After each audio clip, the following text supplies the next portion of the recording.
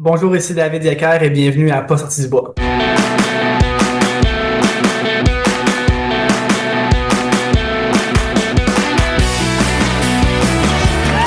messieurs, votre gagnant, c'est 110 km! Si tu commences à te sentir bien en courant un ultramarathon, fais-toi-en pas, ça va passer. Grand champion du 125 km! C'est la Minute NAC et aujourd'hui je te parle des nouveaux mélanges de récupération complet Ultra Recovery, l'outil ultime pour récupérer après tes gros efforts. NAC accélère ta récupération avec un produit qui a le parfait ratio 4:1 en frais de glucides versus protéines, idéal pour recharger ton niveau d'énergie, reconstruire tes muscles et réhydrater efficacement ton corps. C'est une nouvelle version améliorée des poudres Ultra Recovery que NAC offre depuis quelques années. Dans une scoop de poudre, tu as 40 g de glucides, 10 g de protéines, 1800 mg de BCAA et 520 mg d'électrolytes. Ça vient en 3 saveurs, vanille chai, mangue noix de coco et ma préférée, chocolat noisette. C'est disponible dès maintenant sur le nac.com, puis si c'est ton premier achat, utilise le code promo pas sorti du bois pour avoir 15% de rabais, PASSORTIDUBOIS. Bon épisode tout le monde.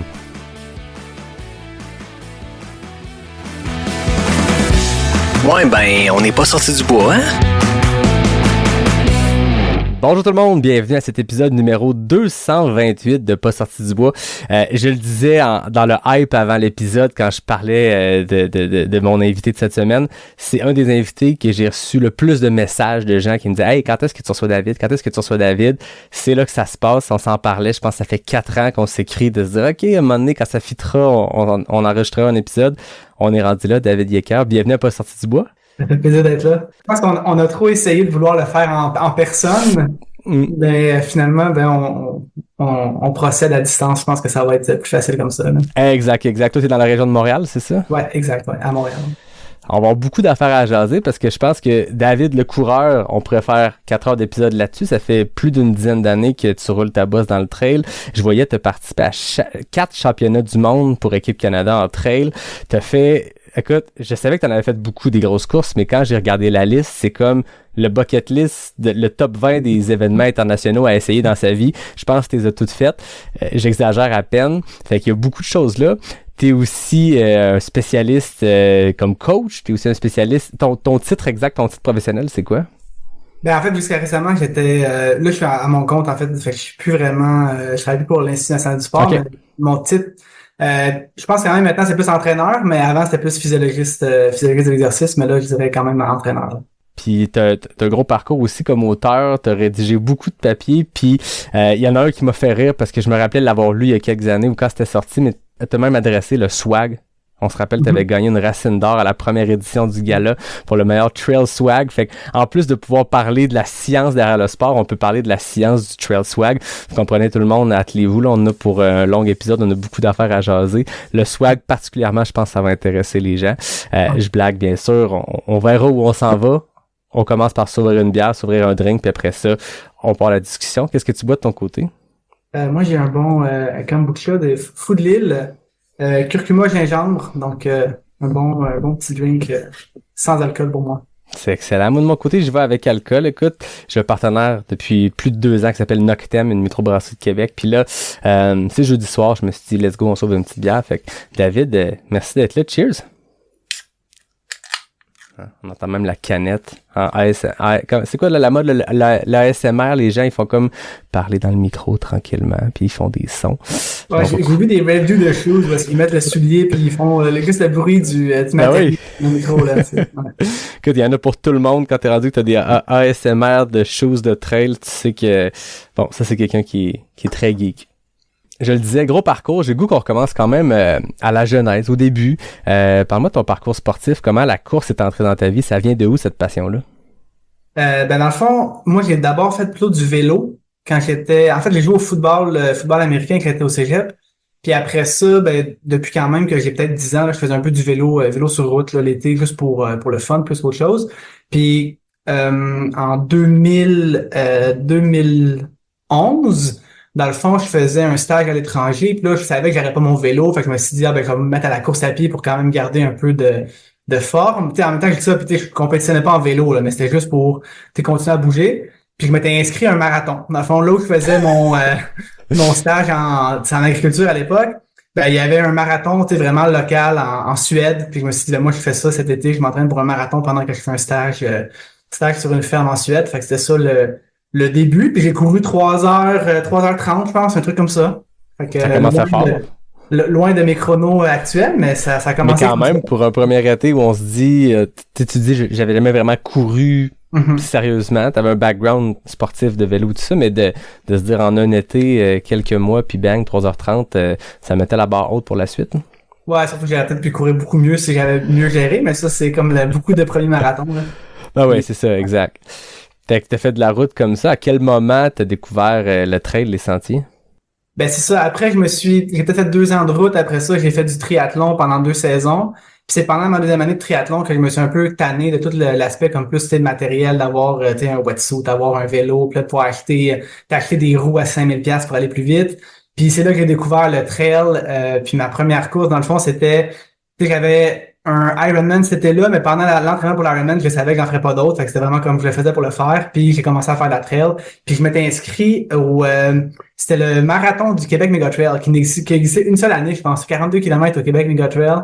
Puis c'était ma première course en mode un fanboy Anton Kopichka. Fait que j'avais mes souliers New Balance. Je pense que j'avais même pas mis de bas, en short, en chest, avec une bouteille dans ma main. C'était vraiment minimaliste à fond.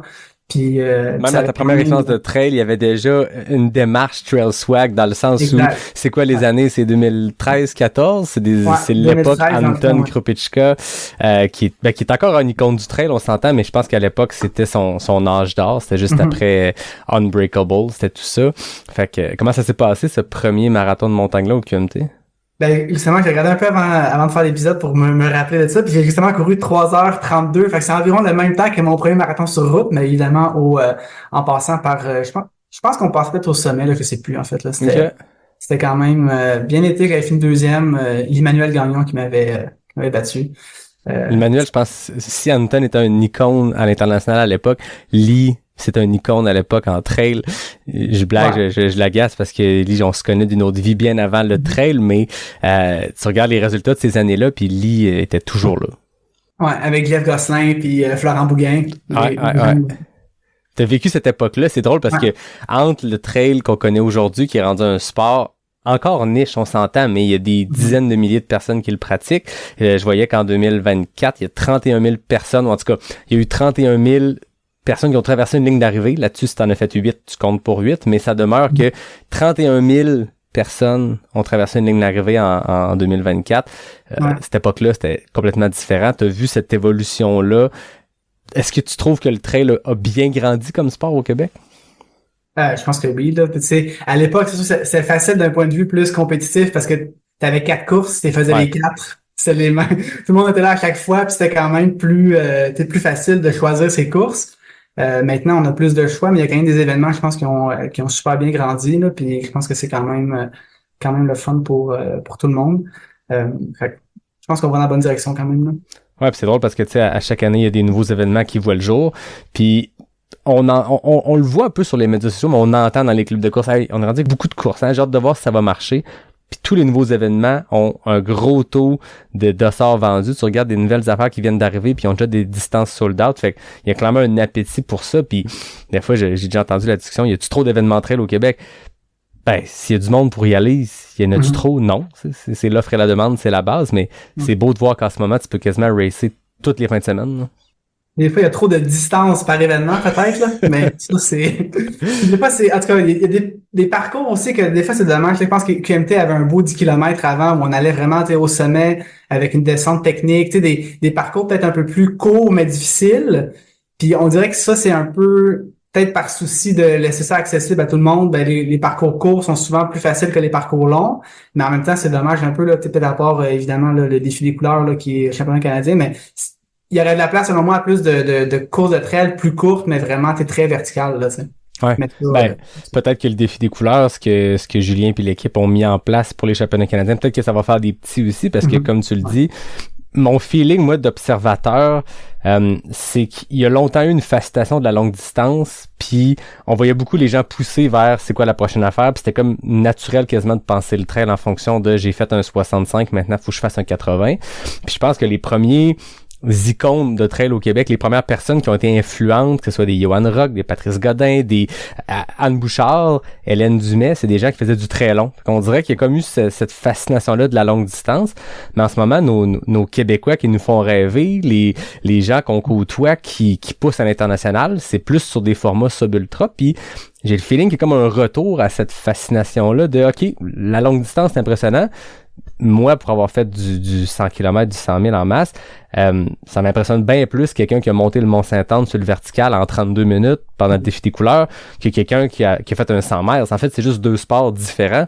Toi, tu as pratiqué un peu les deux. C'est quoi ta lecture de la place du court versus le long, puis le focus médiatique des fois sur le très impressionnant du très long, là?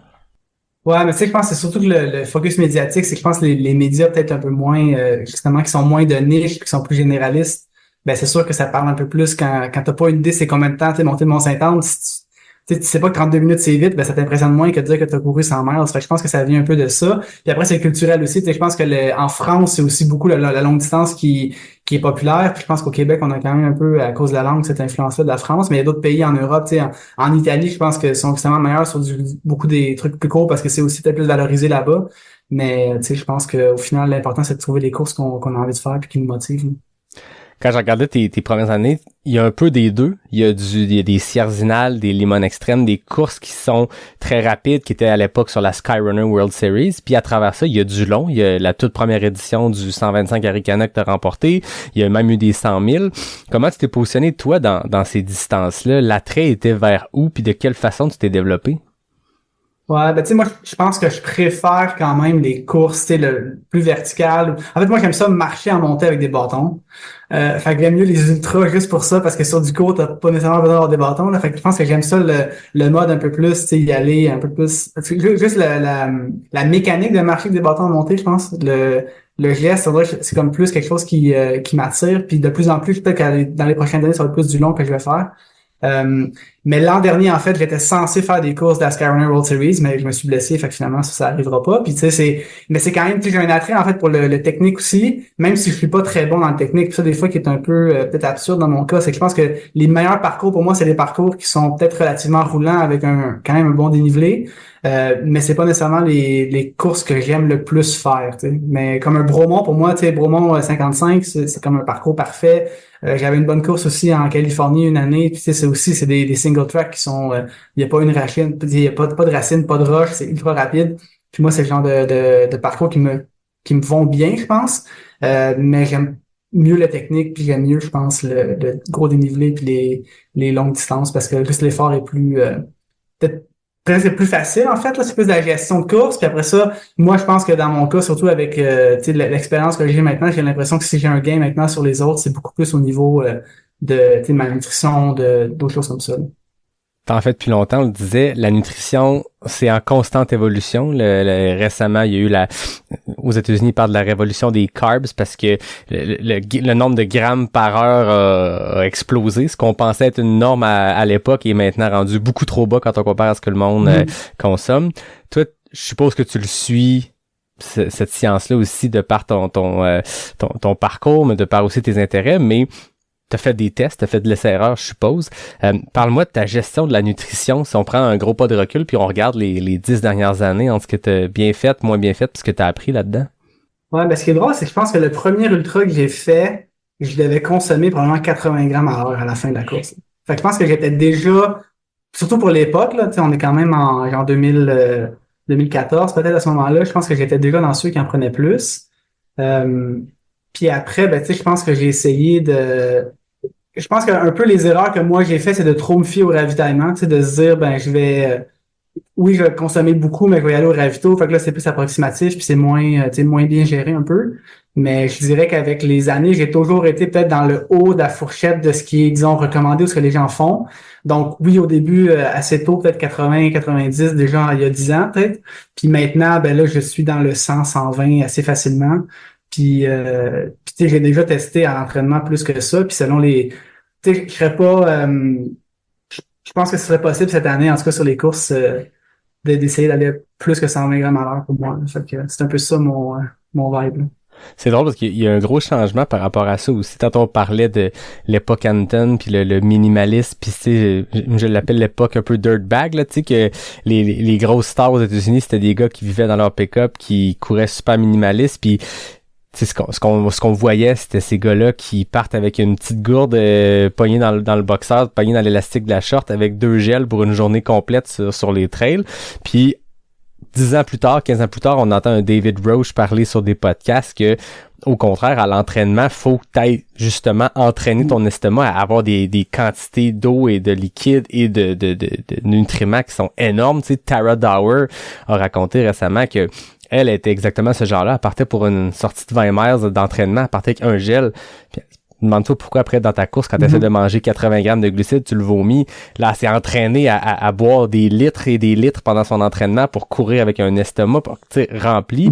Puis justement, elle a réussi à bien performer puis à mieux intégrer la nutrition. Fait que il y a comme un changement complètement 180 sur l'approche de l'entraînement aussi. Où je veux dire, oui, il faut être capable de s'entraîner ou il faut être capable de courir dans des événements en carence de certaines affaires. Fait qu'il faut être capable peut-être de, sans le tester les carences, mais de se dire, il y a des moments où la nutrition rentrera pas, il faudra que je continue malgré tout à avancer.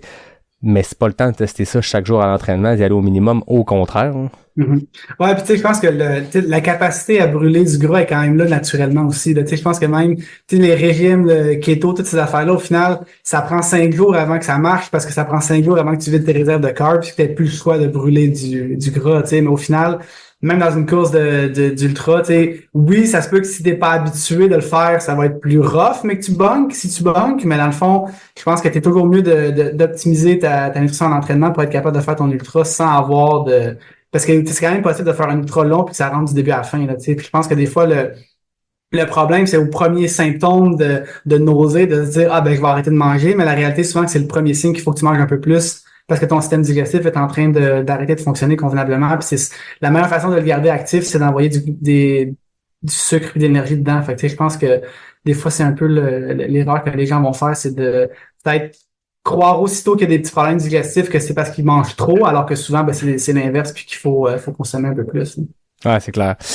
Dans la quantité de courses que tu as faites, souvent, moi, la première question que je pose, ou une des premières, c'est raconte-moi ta course de rêve, une expérience unique. J'ai l'impression qu'avec le pedigree que t'as, on pourrait passer longtemps sur cette question-là. On y reviendra peut-être sur des belles expériences, mais j'ai le goût de te poser la question inverse. C'est quoi l'événement ou la course que tu te rappelles qui a été peut-être un désastre, mais probablement de laquelle que t'as le plus appris? Ah, bonne question. Ce serait le fun que ce soit un de mes abandons à la Trans-Grande Canaria, parce que j'en ai quand même abandonné quelques fois celle-là, là, mais je pense que la course, tu sais, tu poses la question, je pense que c'est quand même la CCC. Je pense que c'était en 2015, où là, j'avais, je pense, eu peut-être les plus gros hauts et bas dans la même course, là, finalement, tu sais, d'avoir vraiment, tu sais, un gros down, mais d'être capable de revenir de ça. Puis c'était la première fois dans une ultra. C'est quand même assez au début de on va dire, ma carrière d'athlète de longue distance. Puis je pense que la CCC, c'est là que j'ai vraiment pu réaliser qu'on pouvait être vraiment, tu sais, arrêté au plus bas possible, puis revenir quand même avec des bonnes jambes sur une fin de course. Fait que, tu sais, je pense que là, j'ai un peu appris que, OK, ben, on peut avoir on va dire un second souffle dans une course. Fait que je pense que la CCC, c'est un souvenir quand même. J'avais pas fait un très bon temps, là, mais je pense que c'était justement quelques semaines avant l'Aricana que j'avais gagné, là. Fait que c'est un peu comme la course où t'apprends, puis quelques semaines après, ben, tu montres que finalement t'étais en shape puis t'as juste mal géré ta race. Ben, en fait, quand tu t'es mis à parler de la CCT, je me dis parfait, je vais aller sur cette question-là. Ce turnaround-là est quand même assez impressionnant de faire la CCC qui est toujours fin août. Aricana, à l'époque, t'es une semaine plus tard qu'aujourd'hui. Ouais. Moi, je me rappelle avoir fait l'UTHC 42 2 semaines après la CCC, puis j'ai pas eu de fun. On s'entend? Pas du tout. L'événement était le fun. Mes sensations dans la course, il l'était pas. Ce turnaround-là est vraiment très impressionnant. Comment, ça peut être la vision du coach, puis avec les apprentissages que tu as fait depuis 10 ans, depuis cette fois-là, mais quand on voit ça à l'horaire, 2 événements qui sont proches, qu'est-ce qu'on fait le jour qu'on termine la première course pour récupérer jusqu'à la prochaine? C'est quoi tes trucs de récupération? Manger puis dormir, c'est la base.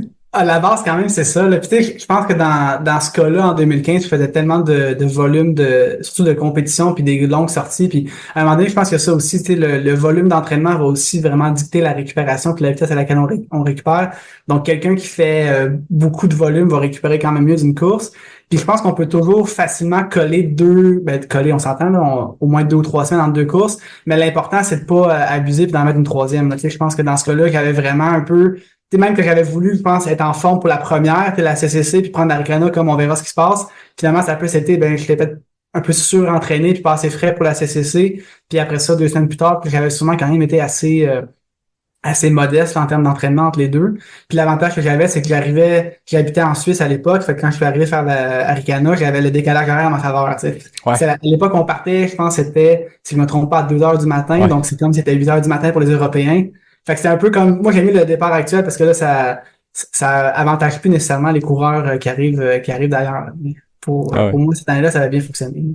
C'était l'époque où le 125 faisait plus un 117 km, puis je pense que ça commençait avec plusieurs kilomètres sur le plat. Donc, toi qui disais que quand c'était pas technique, c'était un bon avantage, ça a parti à ton avantage. Arikana demeure...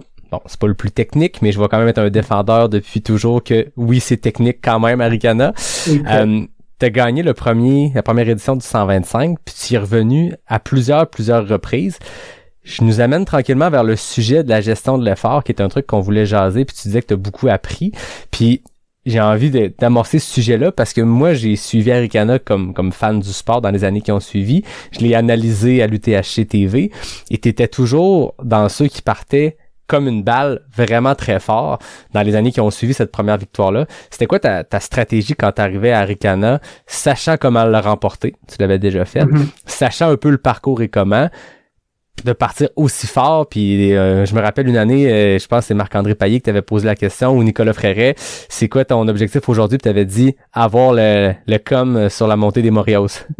Ouais, c'est ça. Je pense qu'il y a comme deux mentalités, puis ça a beaucoup changé, je pense, dans mon cas, mais je pense que la première fois quand je l'avais gagné, c'est aussi une question que je savais que j'étais moins bon dans le technique. Fait que je voulais comme courir à mon avantage puis aller vite sur le plat. Fait que j'avais comme vraiment attaqué au kilomètre 5, puis je pense que j'avais couru le premier demi-marathon en 1h24, là. Tu sais, c'est un peu ridicule, mais en même temps, ça avait quand même bien fonctionné. Mais je pense quand même que c'était beaucoup de la chance à l'époque, là. C'était un peu, j'allais au feeling. C'était 100% au feeling. Je pense que j'avais souvent même pas de fréquence cardiaque. C'est à l'époque où les montres avaient pas toute la fréquence cardiaque au poignet. Puis de toute façon, la fréquence cardiaque au poignet, c'est pas très précis, là. Fait que dans le fond, j'avais pas nécessairement ce input-là dans ma gestion d'effort. Fait que c'était beaucoup au feeling.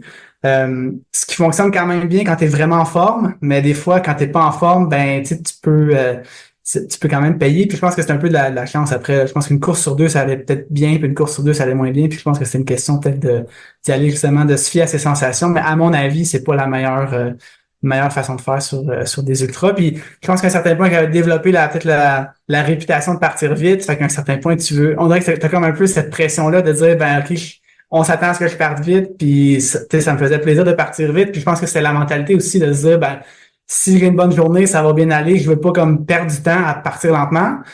Mais avec le recul, je me rends compte que ça prend beaucoup plus de confiance en fait de partir lentement, puis de laisser aller, puis se dire je vais les rattraper que de partir avec le pack, puis se dire c'est moi le plus fort aujourd'hui, puis c'est moi qui va gagner. Là. Fait que je pense que avec le temps, c'était la sagesse aussi. Là, je suis quand même ça fait une couple d'années, là, mais je pense que de plus en plus, c'est de me fier beaucoup plus à la fréquence cardiaque. Dans mon cas, en fait, maintenant, là, c'est vraiment de me fier à des cibles de fréquence cardiaque qui sont, disons, prédéterminées avant la course, puis de me fier à ça, puis de me dire que les gars en avant de moi, soit qui sont plus forts que moi ou qui partent trop vite, ou les deux. Mais dans tous les cas, la seule façon que je peux les battre, en fait, c'est de faire ma course à moi, puis de les rattraper plus tard. Là. C'est pas du vélo, il n'y a pas de drafting entre elles. Là, fait qu'il y a pas d'avantage à être dans un pack. Peut-être psychologiquement, mais en même temps, je pense que si tu fais ta course à toi, c'est quand même toujours plus bénéfique. C'est clair. Tu parles de ce changement-là dans ton approche de partir vite, puis peut-être maintenant plus te fier à ta course, puis à ton plan de match, puis après ça, avoir confiance en ça. T'as-tu senti une première fois dans un événement, dans une course, où t'as adopté cette technique-là, appelons-la la technique plus sage? Ça a dû être dur quand même, après des années à compétitionner, à partir fort, à être dans les lead packs, à partir une course, puis de de pas se fier à ce qui se passe autour, mais se fier seulement à tes fréquences cardiaques. Ça a-tu été difficile? Ben, pas tant que ça, parce que je pense que les premières fois que je l'ai fait, c'est sur des courses peut-être un peu moins relevées, fait que je pouvais quand même être en avant avec cette stratégie-là, tu sais. Je pense que la première fois un peu, c'était peut-être un 55 à Bromont, où j'avais un peu demandé aux gars dans le pack en avant, comment vous gérez votre effort, tu sais. J'étais comme un vox pop pendant la course quasiment, là. OK, les gars, comment vous gérez votre effort, tu sais. Puis finalement, il n'y a pas personne qui avait une réponse que je trouvais satisfaisante, puis je me suis dit, OK, ben tout le monde fait n'importe quoi finalement, tu sais. Tout le monde suit le pack, puis le pack suit le pack, puis au final, tu sais, qui lead le pack, ben tu sais, ça a comme plus vraiment ça a plus trop de sens. Puis cette course-là, j'avais quand même finalement fini par laisser aller, puis j'avais quand même gagné la course. Puis l'année d'après, tu sais, j'ai commencé vraiment à me dire, ben tu sais, moi, je vais essayer d'avoir une approche un peu plus physiologique, puis me dire, ben sur une course de 5 heures, logiquement, d'aller courir plus qu'en zone 3 de fréquence cardiaque, ça fait aucun sens, même au début quand tu te sens bien, tu sais. Fait que c'est un peu plus d'avoir des cibles un peu comme ça. Puis je pense que une fois, puis aussi des fois que tu respectes pas ça, tu sais, des fois je pense que pour confirmer que le plan est le bon, c'est de pas respecter le plan puis ça rend compte que ben finalement tu bunks puis ça marche pas. Fait que je pense que j'ai quand même ces dernières années appris de quelques erreurs aussi où j'ai décidé que ben fuck la fréquence cardiaque puis je vais essayer d'aller le plus vite possible quand même là, puis ça a pas très bien fonctionné. Là. Mais tu parles de ces deux Bromont 55-là que tu as fait back-à-back en 2021-2022, puis il y a quand même une bonne différence de temps. Je sais pas si ça s'explique aussi par cette stratégie-là ou si les conditions étaient de ton côté. 2021, moi j'étais là, je me rappelle, c'était des conditions parfaites. T'avais fait 5h22 sur le 55. L'année d'après, 4h54. Moi, de mes souvenirs, 2021, c'était des conditions parfaites. Fait qu'après ça, si t'as retranché une demi-heure à ce temps-là, c'est pas la météo qui a changé quelque chose. Hein. Ben, je sais que je m'étais perdu un peu la première année, fait que j'avais fait des kilomètres de plus un peu. Là. Fait que ça, c'était un peu... Ça, c'est frustrant parce que ta cote ITRA va pas représenter la performance que tu as faite parce que les kilomètres de plus sont pas là. Mais je pense qu'une peut-être un 15 minutes de différence, c'était quand même une erreur là, de ma part au niveau du balisage que j'avais peut-être mal vu. Puis finalement, la bonne perf, je pense que c'est aussi la forme. Là. Je pense que je l'ai beaucoup mieux préparé pour l'année où j'ai couru 4h55. Puis les parcours sont pas exactement pareils non plus. Là. Mais clairement qu'il y avait cet élément-là. Là, qu'il y avait...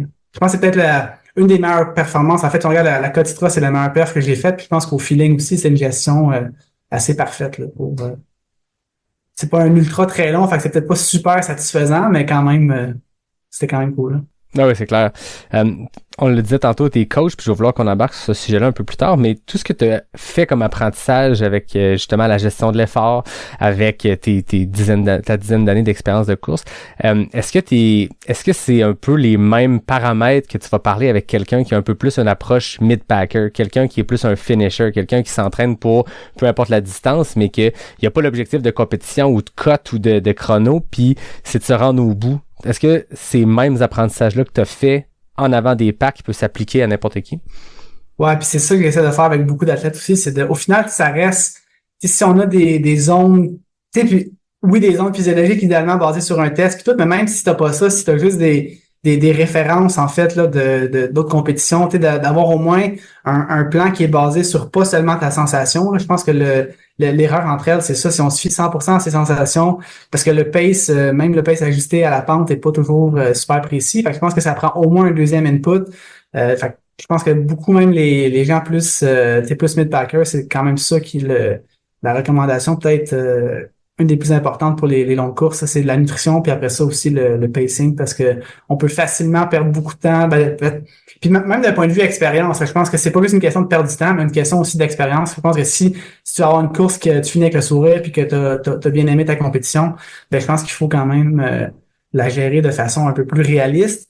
Puis dans certains cas, ça peut même vouloir dire partir plus vite qu'il serait parti au feeling, parce que dans le fond, à un certain point sur des courses plus longues, ça peut valoir la peine d'aller peut-être un peu plus rapidement au début. Puis on sait qu'on va ralentir en fait, mais c'est finalement qu'est-ce qui est trop vite, ben, au feeling, c'est dur à déterminer, mais je pense qu'avec des références plus de fréquence cardiaque, qui est finalement quand même peut-être le meilleur intégrateur de stress sur le corps, ben je pense que c'est une meilleure façon de faire. Ah oui, c'est clair.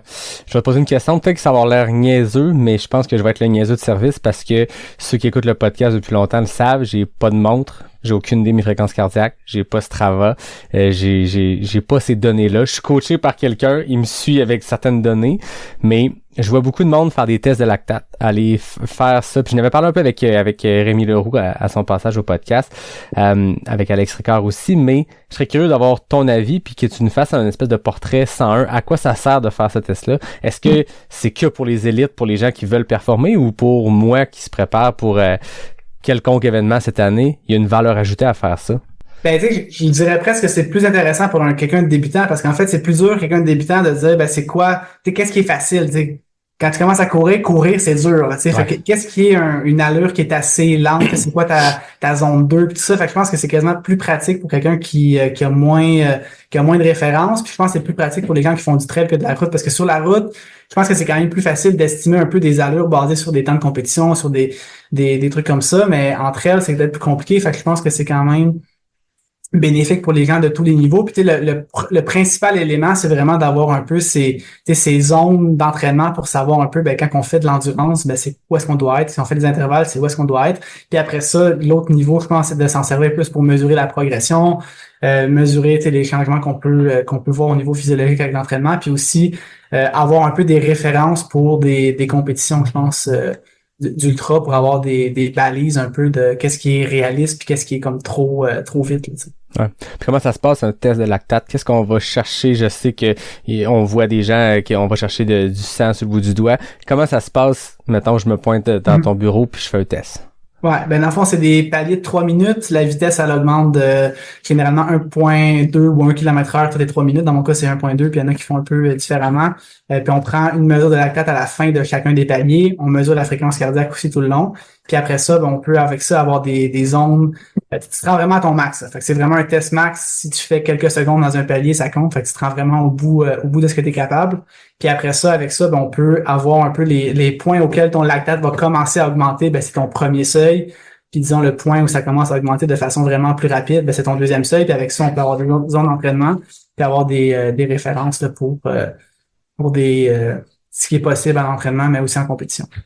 Puis, de manière générale, quand, que ce soit pour compétitionner ou pas, mais c'est quoi les zones qu'on va viser sur de la longue distance? Parce que je connais bien mes zones au feeling, ça fait 16 ans que je cours, fait que je sais c'est quoi mon type d'effort, puis je l'ai fait mesurer avec justement la fréquence cardiaque, mais pour un 10 km, pour un demi-marathon, je peux comprendre que tu te colles sur ton pace dans lequel tu es dans ta zone, puis tu essaies de tenir ça du début à la fin, mais quand on parle d'un 100 km montagneux, qu'est-ce qu'on peut viser comme type d'effort pour être capable de toffer 15 heures de temps?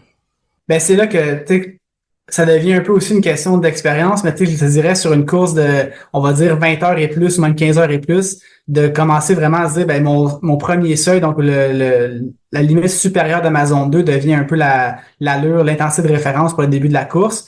Puis c'est quand même, tu sais, je pense que ce qu'on voit, même David Roach l'a dit, je pense sur son Leadville, il était un peu en zone 3 en montée, mais tu sais, c'était quand même pas une course super longue pour lui, là.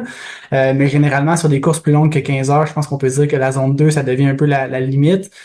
Puis sur des courses plus courtes, et moi je sais que sur une course de 5 heures, je peux me permettre d'être en zone 3 pratiquement tout le long de la course. Donc peut-être proche de mon deuxième seuil en montée, puis proche de mon premier seuil en descente, mais quand même au-dessus. Puis au final, ça fait que sur une course de 5 heures, je peux être un bon 4 heures en zone 3. Puis après ça, une fois qu'un athlète a un peu ces balises-là pour lui, ben, c'est de voir aussi qu'est-ce que tu as fait sur des courses avant. Mais le piège un peu, des fois, c'est de se dire, ben, quand ça a mal été, ça se peut que ta fréquence cardiaque est beaucoup trop haute, surtout au début de la course, puis beaucoup trop basse sur la fin. Fait que c'est comme la moyenne n'est pas très représentative. Puis quand ça va bien, je dirais que c'est un peu plus comme constant comme effort, même si en fin de course, des fois, juste parce qu'on a moins d'énergie, ça se peut qu'on la va plutôt descendre que monter finalement. Ouais. Quand on parle de des courses verticales, je me rappelle que Rémi racontait que justement ils vont suivre sur des courses qui sont des efforts de trentaine de minutes, 40 minutes. Les athlètes vont suivre justement leur fréquence pour ça. Ils vont arrêter d'y penser au feeling, puis ils vont juste se coller sur le BPM qui est le maximum qu'ils savent qu'ils peuvent toffer de la montée au complet puis de souffrir, mais ils passeront jamais le point de bascule où justement tout lâche. C'est quoi ce seuil-là? C'est quoi ce point-là où on peut flirter? C'est comme le deuxième seuil, mais après, tu sais, je pense sur un effort, on dit souvent qu'on peut le maintenir à peu près 1 heure en termes d'allure. Fait que la fréquence cardiaque, je te dirais, sur un demi-marathon sur route, ça devient une bonne fréquence comme à pas dépasser. Puis après, sur des courses peut-être plus courtes comme une verticale, ça peut être bon de regarder ça au début, mais je pense qu'à la fin de la course, de toute façon, tu vas plus vite que tu peux, puis t'as peut-être plus vraiment trop besoin de ça. Fait que je te dirais, tu sais, vraiment pour le pacing, dans mon cas, je pense que c'est plus sur les courses d'1 heure et plus que je trouve ça intéressant vraiment pour vraiment gérer mon allure. Mais après ça, tu sais, si on prend la verticale au défi des couleurs, dans mon cas, ma FC était un peu haute par rapport à ce que j'aurais voulu en début de course. Mais je me disais, ben, ça va peut-être le faire quand même. Puis finalement, ben, quand même souffert beaucoup, puis j'ai vraiment pas remonté, là. Fait que, je pense tout le monde a un peu comme, on va dire, souffert comme moi, puis j'ai pas eu l'impression d'avoir une pire course que les autres autour de moi, mais je pense pas non plus que j'ai remonté, puis pourtant, en me disant que je suis un gars d'ultra, j'aurais peut-être dû remonter, mais non, je pense que c'était pas possible, là. C'est pas arrivé. Non. Avant qu'on passe dans la portion plus académique de ton parcours puis de ce que tu fais avec Quantum Endurance, on le sait, il y a un ouragan, en fait un cyclone qui a frappé l'île de la Réunion récemment, puis l'île a été pas mal malmenée, les gens aussi sur place, puis j'avais le goût d'envoyer du positif par rapport à la Réunion dans l'univers, puis tu faisais partie de la gang en 2019 avec la Clinique du Coureur qui faisait partie des guerriers du Grand Raid. C'était une cinquantaine, je pense, de Québécois, de Français qui se rendaient à l'île de la Réunion. C'est quoi ton meilleur souvenir de ce voyage-là, de cette île-là? Ben, je pense que c'est quand même la course. Je pense que le début de la course, avec l'ambiance qu'il y avait, le nombre de personnes qui nous encourageaient au départ, les motos qui suivent la course, les journalistes qui posent des questions carrément à partir de la moto, là, c'était quand même assez fou. Surtout, je pense que j'étais parti encore une fois un peu fort. Là, c'était ma réputation. Je pense que j'avais dit à Blaise justement que si c'est la journée de ta vie, il faut que tu sois bien placé parce que sinon t'as perdu, là, tu sais. Mais je suis parti beaucoup trop vite, puis après ça, je pense qu'il y avait beaucoup de Réunionnais qui partent encore plus vite. Fait qu'au final, t'as l'impression que t'es loin des premiers, mais les premiers finissent par marcher après 5 kilomètres. Fait que tu te ramasses dans le groupe de tête, puis c'est quand même une belle expérience, même si on s'est perdu, puis on a perdu beaucoup de temps, puis ça a été finalement un abandon pour moi, là. Mais je pense que le début de cette course-là était quand même assez mémorable.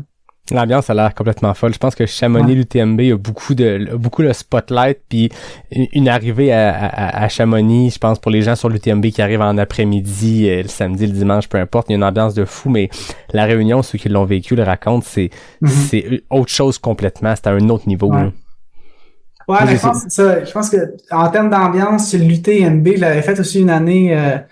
Encore une fois, ça, j'avais pas fini. En fait, j'ai pris le départ blessé, là. Ça, c'était pas une bonne idée, là, mais bref. Mais je pense que l'ambiance à l'UTMB, c'était quand même quelque chose. Puis l'autre, c'était le championnat du monde à Annecy. Tu sais, les Français, je pense que c'est des amateurs de trail, fait qu'il y avait beaucoup, beaucoup d'ambiance sur en fait, c'est ça qu'il faut, c'est qu'il y a de l'ambiance, mais pas juste dans les villes, mais qu'il y a de l'ambiance sur les cols, là. Ça, c'est quelque chose de spécial. Ah, c'est clair. Moi, je me rappelle, je suivais à distance, bien sûr, le Grand Raid cette année-là, puis je me rappelle que tu étais dans le groupe de tête au passage au premier ravito. Il y avait Jordi Gamito, je pense, aussi dans ce pack-là, puis vous étiez perdus, puis c'est dommage, mais je me rappelle, on suivait ça à distance, on était comme « Shit, David, il est en avant! » Ouais. Puis en vrai, je me disais, je pensais que les gars étaient pas loin en arrière, puis c'était juste, je m'attendais pas à être longtemps en avant, c'était juste un cas de, on est parti un peu vite, puis sûrement qu'on va au même pace que tout le monde, puis que dans, 15 kilos, tout le monde va être ensemble, puis il y a pas de, j'aurais sûrement pas essayé de tenir à tout prix, là. Mais finalement, ça a été un peu, parce qu'on s'est perdu, finalement, il y a beaucoup de monde qui sont perdus, mais on s'est perdu plus longtemps que tout le monde qui sont les premiers, finalement, t'sais. Ouais, c'est ça. Mais en tout cas, c'est des choses qui arrivent. Ouais, exact. David, on va se prendre une petite pause pour un message de partenaire, puis on s'en parle de l'autre côté de Quantum Endurance. Parfait. Participer à l'Ultra Trail Gaspésia 100 du 13 au 15 juin, c'est mettre le cap à l'est et vivre un week-end unique dans la magnifique région de Percé. Si t'as toujours rêvé d'avoir un immense caillou avec un trou dedans comme arrière-plan de tes photos de course, il y a juste une place où tu peux vivre ça, puis c'est au Gaspésia 100. Blague à part, Jean-François Tappe et sa gang savent comment accueillir la visite et avec 16 épreuves de 1 à 165 km, pas de doute que tu vas trouver chaussures à ton pied. Là, tu te dis que tu trouves ça loin la Gaspésie pour participer à une seule course. Bonne nouvelle, ils ont 4 courses par étape sur 3 jours. Question de vivre une immersion trail totale. En partenariat avec le Club de Trail de Montréal, Événement Gaspésia organise un bus qui fait Montréal, Québec et Percé, une manière écologique puis sympathique de te rendre jusqu'à l'événement. Puis si tu manques encore de bonnes raisons, sache que les détenteurs d'un billet de bus ont un dossard garanti au prix de la première édition du Gaspésia il y a 10 ans, un rabais de 30%. Pour plus d'infos, rendez-vous sur le gaspésia.org puis on se voit à Percé en juin. On est de retour, David. On a parlé de ton parcours sportif, ton développement dans l'ultra. J'ai le goût qu'on parle de ton parcours académique. Qu'est-ce que tu as fait comme étude? Qu'est-ce qui t'a mené à devenir un coach? Ouais, dans le fond, moi, si on remonte plus loin, j'ai fait un bac en agronomie d'abord. Puis après ça, j'ai décidé de faire de la kin. Au début, je pensais vraiment faire le bac en kin au complet. Puis après un an en kin, il y a un des profs qui m'a dit un peu, là, t'es quand même plutôt intelligent, t'as déjà un bac, peut-être bien que tu pourrais faire déjà la maîtrise avec ça, tu sais. Fait que finalement, j'ai pu être admis à la maîtrise à l'Université de Sherbrooke en sciences d'électricité physique. Fait que finalement, avec un bac plus un an en kin. Puis après quelques semaines ou quelques mois là-dedans, là, j'ai commencé à faire du trail, puis j'ai fait fuck le Québec. Je sais pas si on peut sacrer sur le Tout à fait. sorti du bois. Mais j'ai décidé d'aller faire mes études en Suisse à l'Université de Lausanne. Donc, puis le fait d'avoir été accepté dans une maîtrise au Québec me permettait de faire une maîtrise là-bas. Ils m'ont donné quelques cours de bac à faire pour comme mise à niveau. Mais finalement, j'ai pu aller faire ma maîtrise en Suisse, puis profiter un peu plus là, dans le fond des belles trails là-bas. Puis dans le fond, j'ai un passeport canadien, un passeport suisse, fait que c'est quand même facile pour moi d'aller faire ça aussi, là. C'est ça, c'est avant même d'aller faire tes études à Lausanne, t'avais déjà ce passeport suisse-là. Ouais, c'est ça, dans le fond, je suis né en Suisse. Donc mes parents ont déménagé au Canada quand j'avais 3 ans, fait que j'ai la double citoyenneté. Puis dans le fond, c'était une maîtrise en sciences du sport et du mouvement avec orientation, entraînement et performance. Fait que c'était vraiment en plein ce que je voulais faire. Puis c'était plus une maîtrise type cours, avec un peu de recherche, mais quand même majoritairement des cours. Fait que c'était quand même parfait parce que j'avais pas un bac complet. Fait que j'étais allé chercher beaucoup de connaissances avec des profs là, vraiment qui faisaient de la recherche sur le trail. Puis dans le fond, ma thèse de maîtrise, c'était justement sur l'effet de l'altitude et de la fatigue sur la performance lors du Tour des Géants. Fait que c'est comme c'est super précis sur le Tour. Ouais, sur le Tour des Géants. Ouais, fait que on avait des données sur le Tour des Géants, puis on pouvait mesurer un peu justement à quel point les athlètes ralentissent, puis montrer qu'après un tiers de la course, ben finalement que tu sois en basse altitude ou en haute altitude, tu vas à la même vitesse. Il n'y a plus d'effet d'oxygène sur ta performance, c'est rendu une question plus de fatigue musculaire. Indépendamment de si les gens se sont acclimatés ou pas. Exactement, ouais, il n'y avait pas de... Fait que c'est là aussi que tu peux voir, il y a différentes conclusions qu'on peut tirer de ça, mais c'est quand même assez intéressant. Puis après ça, je suis allé faire un doctorat à l'université de Sherbrooke. Mais quelques années après, là, j'ai eu une petite phase de retour à la terre où j'ai vendu ma montre GPS puis je suis allé planter des légumes sur une ferme à Tremblant. Fait que, ah ouais? Ouais, j'ai fait une course de trail, pas de montre, rien, juste 100% au feeling où tu demandes aux autres gars, ça fait combien de temps qu'on court, savoir s'il faut que tu prennes un gel ou pas, là, tu sais. Ouais. Moi, c'est mon quotidien, ça, puis j'haïs pas ça. J'haïs pas non plus Arikana quand c'est la seule course que t'as un marqueur de kilomètres à chaque kilomètre du 125 à 0. Mais horrible. Sinon, je suis le genre de gars aussi qui, des fois, quand je me pose la question, je vais comme faire, on est rendu à combien de kilomètres, là? Les ravitaux dans combien de temps? Ça, c'est dur, Arikana. Quand ton mindset, c'est d'être dans le moment, puis de pas penser à ça, puis que t'as une pancarte à chaque kilo, c'est quand même tough, là. Puis il y a toujours le moment où tu t'avances, puis ça va plus lentement, puis là, tu dis, hey, mettons, tu cherches le 61. Hey, ça fait longtemps que j'ai pas vu le 61. D'après moi, je l'ai skippé puis je vais passer de 62 à 60. Et là, ce qui te donne l'impression d'être une éternité plus tard, tu vois le 61 tu fais, si ce kilomètre-là a été vraiment lent. Mais c'est ça. Mais c'est pour ça que même sur ta montre, t'es mieux de pas avoir tes kilomètres. De regarder plus ta fréquence cardiaque puis that's it, là. Ça, c'est ce que tu recommandes, on met pas les kilomètres sur la montre? Ben, tu les mets, mais pas sur l'écran principal, tu sais. Fait que tu peux aller les voir si tu veux les voir, mais si tu veux pas les voir, t'es mieux de pas, de pas les avoir en face tout le temps, là. Ouais, c'est clair. Ça doit être intéressant quand même de faire une thèse sur de quoi d'aussi précis puis sur une course comme ça. Est-ce que vous aviez accès à des données ou vous êtes carrément allé chercher les données pendant l'événement? En fait, on a pris les données de l'année précédente, puis le plan, c'est qu'on allait en collecter, nous, pour l'année suivante. Puis finalement, c'est une année où il y avait un peu de la bisbille avec le TOR, puis une autre organisation. Puis tu sais, finalement, mon directeur de thèse avait dit, ben pas cette année, on le fera pas. Fait que finalement, moi, j'ai pas eu la chance d'aller collecter les données, mais j'ai analysé un peu des trucs qu'on avait de l'année d'avant. OK, quand même. Fait que qu'est-ce qu'on peut dire? Je sais qu'une thèse, c'est dur à résumer en quelques phrases, mais l'effet de l'altitude, t'en as parlé.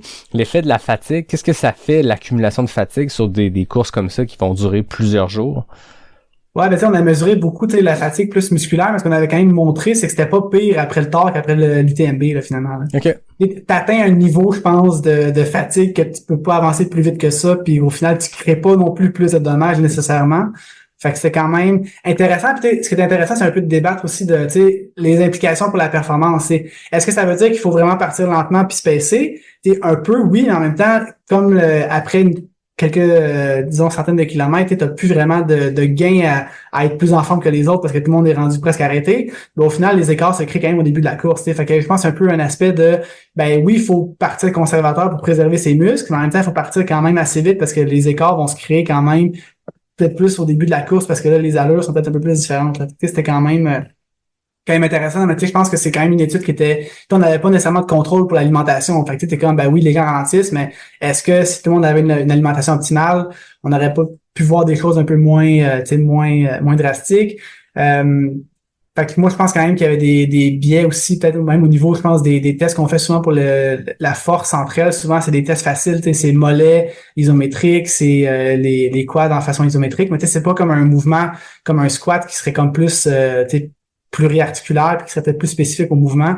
Fait que moi, je pense que s'il y avait des choses à refaire, ce serait intéressant d'aller chercher peut-être des trucs un peu plus comme spécifiques à la tâche en termes de mesure de force puis ces choses-là. Là. Mais c'est quand même loin, là. Je pourrais pas te détailler tous les résultats qu'on avait, mais c'était quand même des choses qui ont déjà été montrées aussi, là, que tu ralentis plus la nuit que le jour. Fait qu'après ça, il y a moyen de timer un peu ton sommeil par rapport à où est-ce que tu es en fait sur le parcours par rapport au col. Là. Mais en tout cas, c'est une belle science quand même. Ouais, c'est clair. À quel moment le coaching est embarqué dans tout ça? C'est justement, je pense, pendant que je faisais ma maîtrise. J'avais fait un stage là, puis c'était un collègue là, qui fait du coaching sur Twin Peaks, puis tu te rends compte, Kim, je peux faire ça de n'importe où, puis coacher des gens de n'importe où. Là. Fait que c'était quand même assez nice comme un petit sideline pendant mes études. Fait que j'ai commencé à coacher dans le fond en 2016 pendant que je faisais ma maîtrise, puis dans le fond, j'ai pas vraiment arrêté depuis. Là.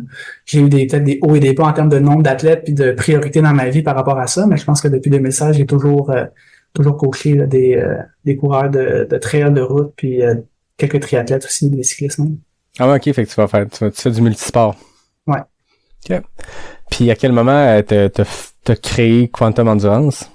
Bonne question. Je pense que le premier nom que j'avais donné à mon blog, c'était comme Mouvement Perpétuel, je pense. Ok.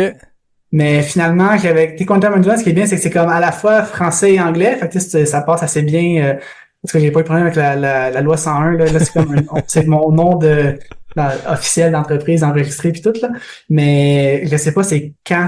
Il y a peut-être 2 ans en fait que c'est vraiment officiel. Dans le fond, c'est comme le nom de mon blog depuis un bout de temps. Puis peut-être que depuis quelques années, c'est officiel. Puis là, depuis en fait environ 1 an, là, c'est comme mon activité principale. Je pense qu'avant ça, j'étais quand même je travaillais pour l'Institut national du sport. Donc c'est pour ça que je suis déménagé à Montréal en fait. Puis là, depuis 1 an, je travaille à mon compte. Puis ma conjointe qui travaille un peu avec moi comme entraîneur. Puis maintenant aussi Rémi Leroux qui travaille avec moi comme entraîneur. Fait qu'on a une petite équipe qui se développe tranquillement là. Fait qu'un blog qui est devenu ton entreprise, qui est devenue ton occupation principale. Fait que t'es coach, mais t'es aussi entrepreneur dans le fond. Ouais, c'est ça. Puis tu sais là, c'est le coaching, mais c'est aussi, je pense, les tests là, physiologiques là, qui ont quand même une bonne partie de mon travail. Puis je travaille encore un peu avec l'Institut aussi, il y a des contrats avec quelques fédérations sportives, là, mais c'est de moins en moins important. Puis c'est de plus en plus, là, je pense, le coaching puis le testing qui prend de la place. Puis on essaie quand même d'aller peut-être un peu plus. Là, je pense que je vais ajouter un peu des mesures biomécaniques sur mes tests de lactate pour essayer de donner encore un plus de feedback aux athlètes qui viennent se faire tester. Là. Fait qu'on essaie de travailler sur un service qui est encore plus à la coche. Là. Écoute, c'est le moment infopub, c'était pas prévu, t'es pas un partenaire du podcast, mais je me dis, on est là pour on en jase. Si les gens ils t'entendent, ils disaient, j'ai le goût de travailler avec David, comment ça se passe? Est-ce que t'as de la place comme pour prendre des athlètes, pour faire des tests et tout ça? Pour le coaching, non, j'ai pas de place, mais pour les tests, ils peuvent juste booker sur le site quantumendurance.com. Puis après ça, les gens qui sont à Québec, eux, ils peuvent aller voir Charles Castonguay ou je pense que c'est le Crew Run Club qui ont des tests là-bas. Puis si je me trompe pas, Antoine Jolicoeur fait des tests dans le coin de Sherbrooke. T'sais. Fait que je pense que maintenant, c'est le fun, il y a quand même peut-être plus d'options qu'avant pour faire des tests aussi. Fait que c'est quand même le fun pour ça. Là. Écoute, tu as lu à travers moi parce que mes questions sous-jacentes tantôt sur le test du lactate, c'était aussi parce que je vois que Charles fait ça. Charles, je le connais bien, c'est un ami, puis je m'en vais essayer le crew bientôt. Puis là, je me suis dit, après 16 ans à s'entraîner au feeling, après 4 ans, oui, je suis coaché, mais pas on verrait qu'il y a des données sur moi, sur ce que je peux y partager avec mon application louche sur mon cell pour prendre mes kilométrages puis mon D+, mais j'ai pas ces données-là. Faudrait bien que j'aille tester ces affaires-là. Fait que j'irai voir Charles. Ouais. Tu le disais tantôt, à la base, Quantum Endurance, c'était un blog. T'as beaucoup écrit, il y a beaucoup d'articles là-dessus. C'est super intéressant parce que ça fait longtemps quand même. Je peux commencer à dire, je pense que ça fait longtemps que je suis dans le trail. C'est pré-pandémie. Je fais partie de cette gang-là qui était là un petit peu avant la pandémie. Puis je me rappelle avoir lu des trucs que tu avais écrits. Puis en me préparant pour l'épisode, j'ai retombé sur ces sujets-là. On parlait tantôt que tu viens de cette époque 2013, 14, 15 où il n'y avait pas de podcast de trail, il n'y avait pas de grands médias, il y avait très peu, mais il y avait beaucoup de blogs. C'était là que ça se passait, les coureurs, les coureuses, c'est là qu'ils allaient partager un peu leur expérience, l'époque pré-Instagram et tout ça. Anton et plusieurs autres avaient des blogs, puis c'était une source inestimable de contenu à suivre ou à ne pas suivre dans le cas d'Anton avec ses semaines d'entraînement à 300 kilos, mais ça a toujours été important pour toi d'écrire sur tes expériences, de partager des connaissances comme ça? Ouais, ben, tu sais, je pense que j'aime mieux écrire aussi, tu sais, si j'avais le goût de faire des vidéos YouTube, je pense que ce serait quelque chose qui serait intéressant aussi, mais c'est vraiment pas mon truc, là, je pense, faire du contenu plus vidéo, mais je pense écrire, j'aime quand même ça. Puis, tu sais, j'aimerais ça en faire plus aussi, là. Je pense que j'ai beaucoup d'articles, j'en ai souvent au moins 3-4 en ce moment en écriture, puis c'est le genre de choses que des fois, ça prend juste une soirée où je me mets dedans, puis ça avance quand même beaucoup, là. Mais on a quand même pas mal de sujets encore qu'on aimerait couvrir. Puis, je pense que j'aime ça, oui, partager, mais aussi maintenant, d'un point de vue même business, c'est un peu quasiment le marketing finalement de la business aussi, là, c'est d'essayer de partager du contenu puis de faire ça. Mais je pense qu'on a quand même déjà des bons articles qu'on peut retrouver là-dessus qui sont quand même des fois même assez loufoques et des fois très très sérieux, mais ça dépend. Ben, j'ai goût de t'amener sur ces sujets-là. Je me les ai listés des points que je me dis, jasons-en dans le contexte d'un podcast où tu nous dis les grandes lignes, puis ça incitera les gens à aller voir plus loin s'ils veulent le fin détail, parce que c'est très bien documenté, il y a beaucoup de détails. Je te lance un premier sujet parce que c'est quelque chose que j'ai déjà même cité dans un épisode du podcast, c'est les bâtons. Tu le disais tantôt, tu es un coureur qui aime monter avec des bâtons. Il y a un point où le bâton en montée va être plus efficace que pas de n'avoir. Tu as analysé ça, parle-nous des grandes lignes de ce que tu as appris sur l'utilisation des bâtons en trail. Ouais, ben ce qui est intéressant, c'est que la science va nous dire que c'est seulement plus économique sur des pentes super, super raides, là, tu sais. Puis c'est comme, quand tu lis ça, tu te dis, OK, ben ça sert presque à rien au Québec, jamais, tu sais. Mais après ça, quand tu vas plus loin, ben tu te rends compte que les études, ils testent pas nécessairement les bâtons dans les meilleures méthodes d'utiliser les bâtons. Tu sais, souvent, moi, je trouve la meilleure façon de le faire, c'est vraiment de donner comme 2 coups de bâton pour 4 pas, mais pas de manière simultanée. Ouais. Je pense que c'est John Aldon qui dit, il appelle ça le gallop en anglais, ouais. C'est le galop, fait qu'on pourrait dire ça on pourrait traduire ça comme ça. Fait que il n'y a pas d'études sur ça. Fait que ça, est-ce que c'est vraiment, peut-être que la pente à laquelle c'est plus économique que de pas en avoir est peut-être un peu moins forte. Puis après, l'autre élément, c'est de dire, ben, quand tu prends les bâtons, puis je le dis souvent des athlètes, c'est, tes bâtons vont pas t'aider dans la première montée de la course, mais en prenant des bâtons dans la première montée de la course, la 5e montée de la course, tu vas aller plus vite. Fait que c'est vraiment de préserver, en fait, de réduire la fatigue musculaire, puis de préserver, en fait, tes muscles en transférant une partie qui est pas si grande que ça de l'effort vers tes bras, finalement. Fait que je pense que ça, c'est un peu le principe de base. Après, il faut les transporter, les bâtons. Fait que ça en prend évidemment les plus légers possibles. Puis d'être capable d'être assez efficace pour les ranger, pour pouvoir idéalement ne pas les prendre en descente, à moins vraiment d'être complètement défoncé. Je pense que j'ai une image encore de comment il s'appelle, François Daen qui descend à l'UTMB une fin de course avec les bâtons. Fait que tu te dis, OK, même lui, une année qu'il gagnait, je pense qu'il a déjà pris les bâtons en descente. Fait que il y a quand même des cas où ça peut être pertinent aussi, mais généralement c'est plus en montée. Puis je pense qu'il faut quand même être bon pour les utiliser de façon convenable. Ça, c'est quelque chose qu'on veut faire aussi cet été à Montréal, de faire des ateliers un peu techniques de trail pour un peu enseigner aux gens à bien servir de leur super bâton.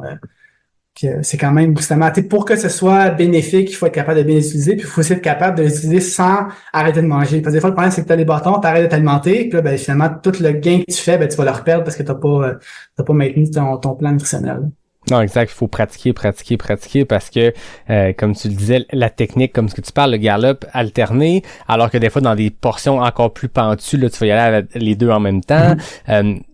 Moi, je les trouve très utiles dans le technique, mais c'est un art dans le sens où faut le faire. Je dis pas que je maîtrise cet art-là, mais faut en faire. Tu sais, c'est, mettons, je prends l'exemple du Mont-Saint-Anne que beaucoup de monde peuvent s'y référer. Monter la crête avec des bâtons, ça se passe plutôt bien. T'es dans une pente de ski, c'est pas technique. Va monter les pionniers avec des bâtons. Là, c'est une autre technique complètement. C'est la même montagne, c'est le même D+, mais là, t'es dans du très technique, il y a de la racine, il y a de la roche, mais ça peut être efficace. Mais il faut pas que ton bâton se pogne dans des roches puis que tu saches pas trop les mettre, tu t'enfarges dedans. C'est pour ça qu'il faut pratiquer. Puis je suis d'accord avec la descente. Si juste à te poser la question où je mets les pieds, bien où je mets les bâtons, là, ça devient comme un peu une charge de plus, mais quand on est habitué, ça se fait quand même assez bien. Exact. Puis c'est pareil pour la descente, comme tu dis, quand t'es démoli en fin de course, encore là, ça peut te sauver un peu. Puis des fois, dans un terrain très glissant, je pense, j'ai des souvenirs en Gaspésie sur le Gaspésie, dans la grosse boîte où ton bâton, il est pas là pour faire une économie d'effort, il est juste là pour t'empêcher de te planter parce que ça te fait une troisième jambe, une quatrième jambe, mais faut pratiquer. Fait que les bâtons, c'est réglé. La performance mentale pour l'ultra-endurance, la portion du mental, l'importance du mental dans la course, autant le jour de la course, mais dans la préparation. Qu'est-ce qu'on fait? Qu'est-ce qu'on peut faire? Qu'est-ce que tu as appris, toi, avec le temps là-dessus? Ouais, c'est là que je pense, j'en avais écrit un bon, je pense, sur le blog là-dessus, un peu sur l'approche un peu plus, comme inactive. Je sais qu'on parle souvent de fixation d'objectifs, puis moi, je pense que sur les ultras, ça crée trop d'attentes, puis c'est souvent ça, en fait, les courses qui se passent pas bien en ultra. Moi, j'ai l'impression, en tout cas, de façon personnelle, puis aussi ce que je vois avec des athlètes, des fois, c'est quand ce qui se passe en vrai marche pas avec les attentes que tu avais, c'est là qu'on est le plus démoralisé puis qu'on est le plus que ça va le moins bien souvent. Fait que je pense que ça, c'est quand même important pour moi de me dire, j'aime mieux pas vraiment fixer d'objectifs qui sont trop précis, puis plutôt avoir un plan vraiment comme un plan bien précis pour l'alimentation, pour la gestion de l'effort. Et après ça, juste suivre ce plan-là puis rester vraiment dans le moment présent. Je pense que pour moi, ça fonctionnait, puis pour d'autres athlètes que j'entraîne aussi, de vraiment essayer de s'en tenir un peu à des choses, de pas trop penser à l'arrivée, de pas trop penser à ce qui s'en vient, mais vraiment de rester dans le moment. Puis tu sais, après, il y a des trucs, il y a quand même des méthodes qu'on sait qui fonctionnent assez bien, qui peuvent, selon moi, être compatibles avec cette approche-là. C'est un peu les trucs de discours motivationnel interne, tu sais, d'avoir... Puis même sur sa montre, tu sais, moi, je mets des alertes pour manger aux 15 minutes, aux 20 minutes, peu importe. Mais tu peux aussi mettre une alerte à toutes les heures qui te dit un motto un peu, tu sais, qui te permet d'avancer, là. Tu sais, juste quelque chose comme You love this shit, là, tu sais. Puis ça te remet dedans, puis ça peut être un peu n'importe quoi, mais tu sais, je pense... moi, je pense qu'un qui fonctionnait bien, c'est que t'es plus fort que ça. Fait que dans toutes les situations, que ça aille bien ou mal, ça peut quand même te motiver. Il y a des trucs qu'il faut que tu testes aussi à l'entraînement parce qu'il y en a qui sont pas nécessairement bons dans toutes les situations. Mais je pense qu'il y a des choses qu'on peut faire quand même pour essayer de se motiver. Mais c'est pas ma spécialité. Mais je pense que de plus en plus aussi pour les ultras, c'est d'essayer de faire que ces longues sorties soient vraiment spécifiques au niveau du mindset.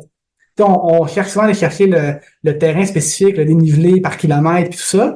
Mais à un moment donné, je pense qu'il faut aussi se mettre un peu dans l'idée que si ton ultra, tu le fais seul, pas de musique, ben ta longue sortie, tu devrais la faire seul, pas de musique, tu sais, pour un peu t'habituer à ce que ça va être le jour de la course.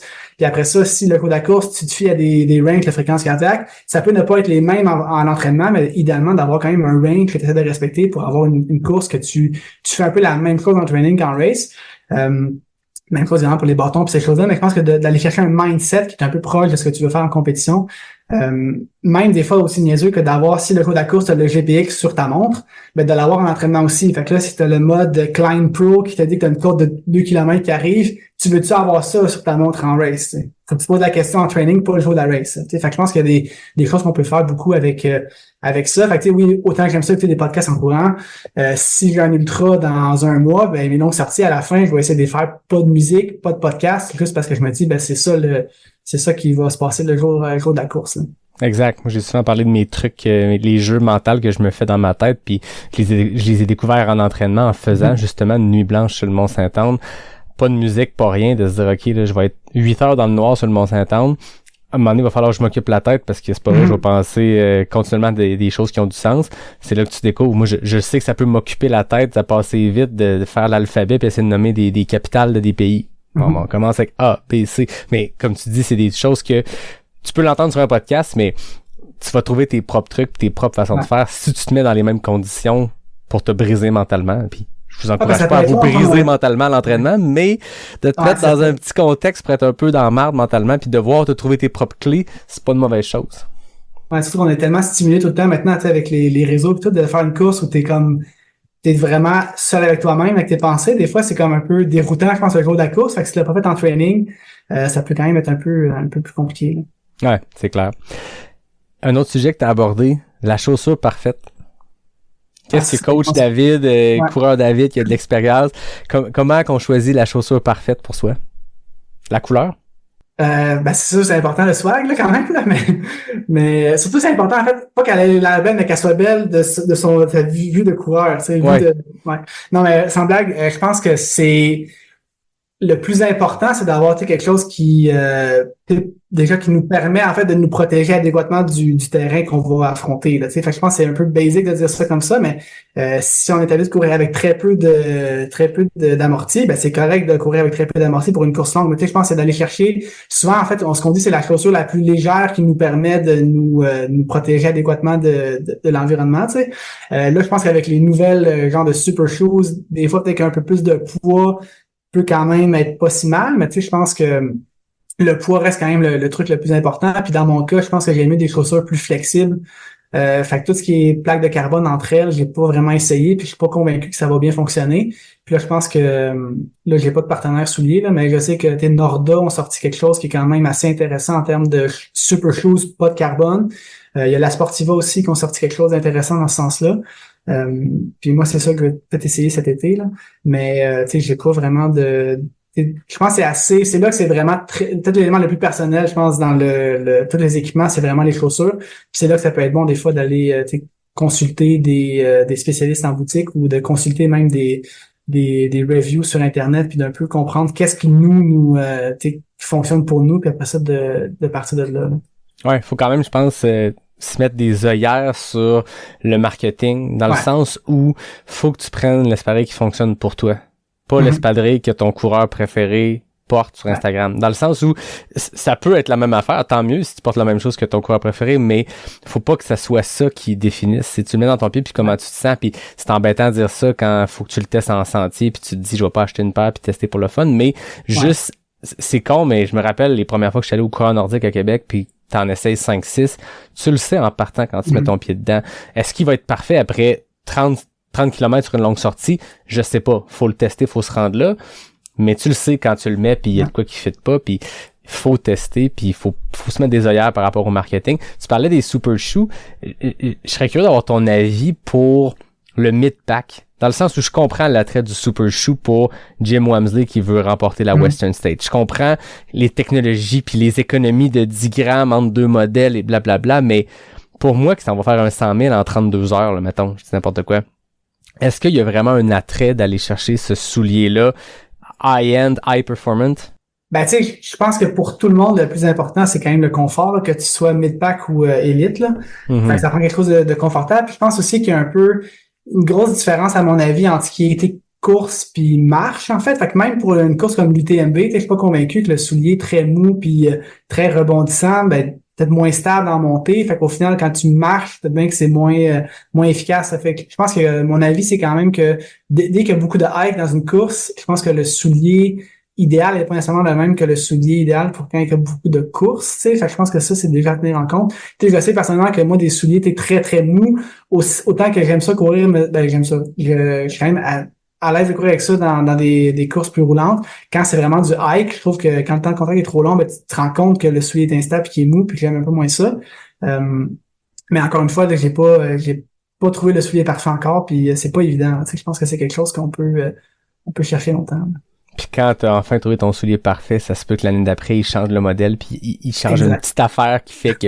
Moi, j'étais avec Oka depuis très longtemps, mais je me rappelle que le moment qui m'a fait switcher, c'est quand j'étais un coureur de Brooks avec le Cascadia. Puis je me rappelle pas quelle itération ils ont changé quelque chose, puis le fit était complètement différent. Puis j'ai fait, OK, ça marche plus. On est en 2019, ça fait 2 ans que je fais du trail, puis que j'avais trouvé comme mon espadrille parfait.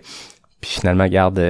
le changement du Cascadia m'a amené vers Oka, puis je suis rendu à 50 paires différentes. Ouais. Oka, ce qui est bien, c'est qu'ils ont, je pense, le range complet, que tu peux vraiment avoir une chaussure pour chaque condition, puis chaque trail possible. Fait que c'est un gros avantage quand même. Ouais.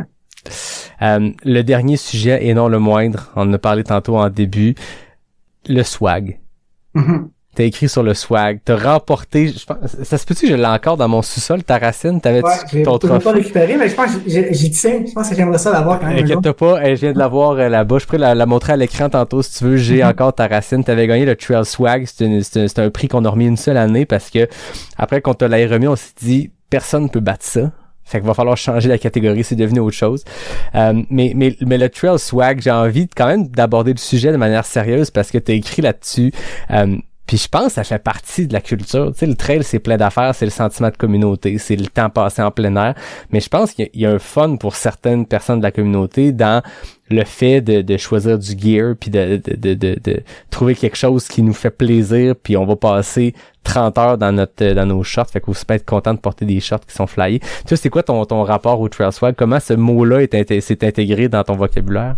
Bonne question, Karine. Honnêtement, je sais pas trop, mais Tu sais, puis c'est drôle parce qu'en fait, moi, j'ai déjà été avec Watt, une compagnie française, qu'il y avait des couleurs un peu, tu sais, je pense que c'était pas très, très swag, là, tu sais, je pense que, mais déjà là, je coupais les shorts qu'ils nous donnaient parce que je trouvais que c'était pas comme la bonne longueur, puis tu sais, c'était un peu déjà compliqué, je pense, d'avoir ce que je voulais vraiment, mais, tu sais, je pense que, tu sais, le plus important là-dedans, c'est justement que je pense que l'idée du swag, c'est de penser, en fait, de trouver que ce qu'on porte nous donne un peu de la confiance. Tu sais. Je pense que c'est pas une question de qu'est-ce qui est swag, qu'est-ce qui est pas swag.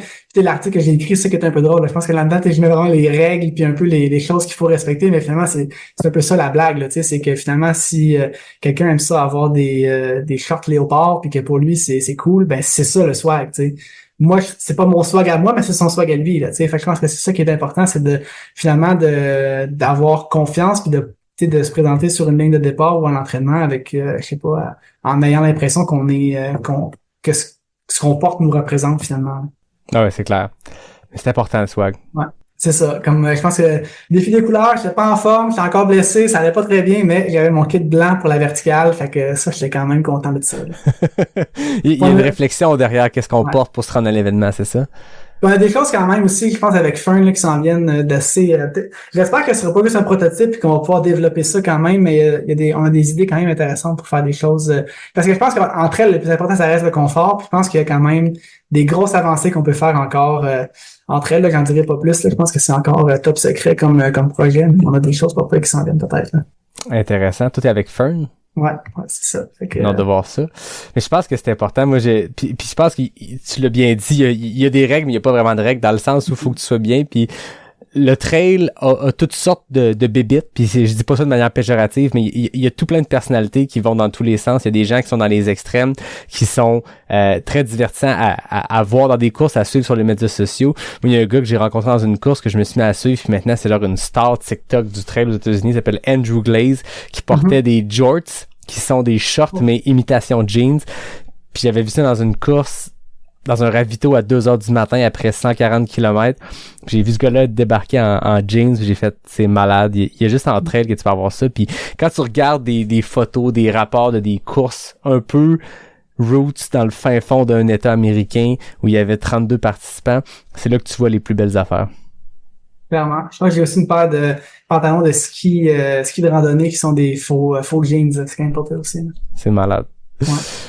Un des sujets qui a fait qu'on enregistre aujourd'hui, c'est que dans l'épisode sur la professionnalisation du sport avec Geneviève, Mélodie et Rémi, on a parlé des indices de performance, puis on a effleuré le sujet, puis clairement, Rémi et moi qui s'y intéressons, on est un peu pris de court par des changements, des nouveautés. On n'est pas certain des infos qui circulent à ce sujet-là. Puis depuis cet épisode-là, nous on s'est parlé. Depuis cet épisode-là, j'ai travaillé aussi avec Samuel Ouellette pour préparer une conférence sur le sujet des indices, la cote ITRA, l'indice UTMB Index et tout ça.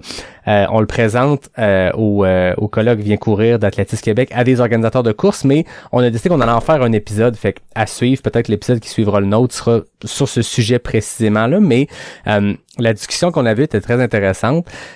Au-delà du calcul des fins détails de ce qui entre dans l'indice, la cote ITRA, l'UTMB Index, est-ce que c'est possible scientifiquement de mesurer la performance?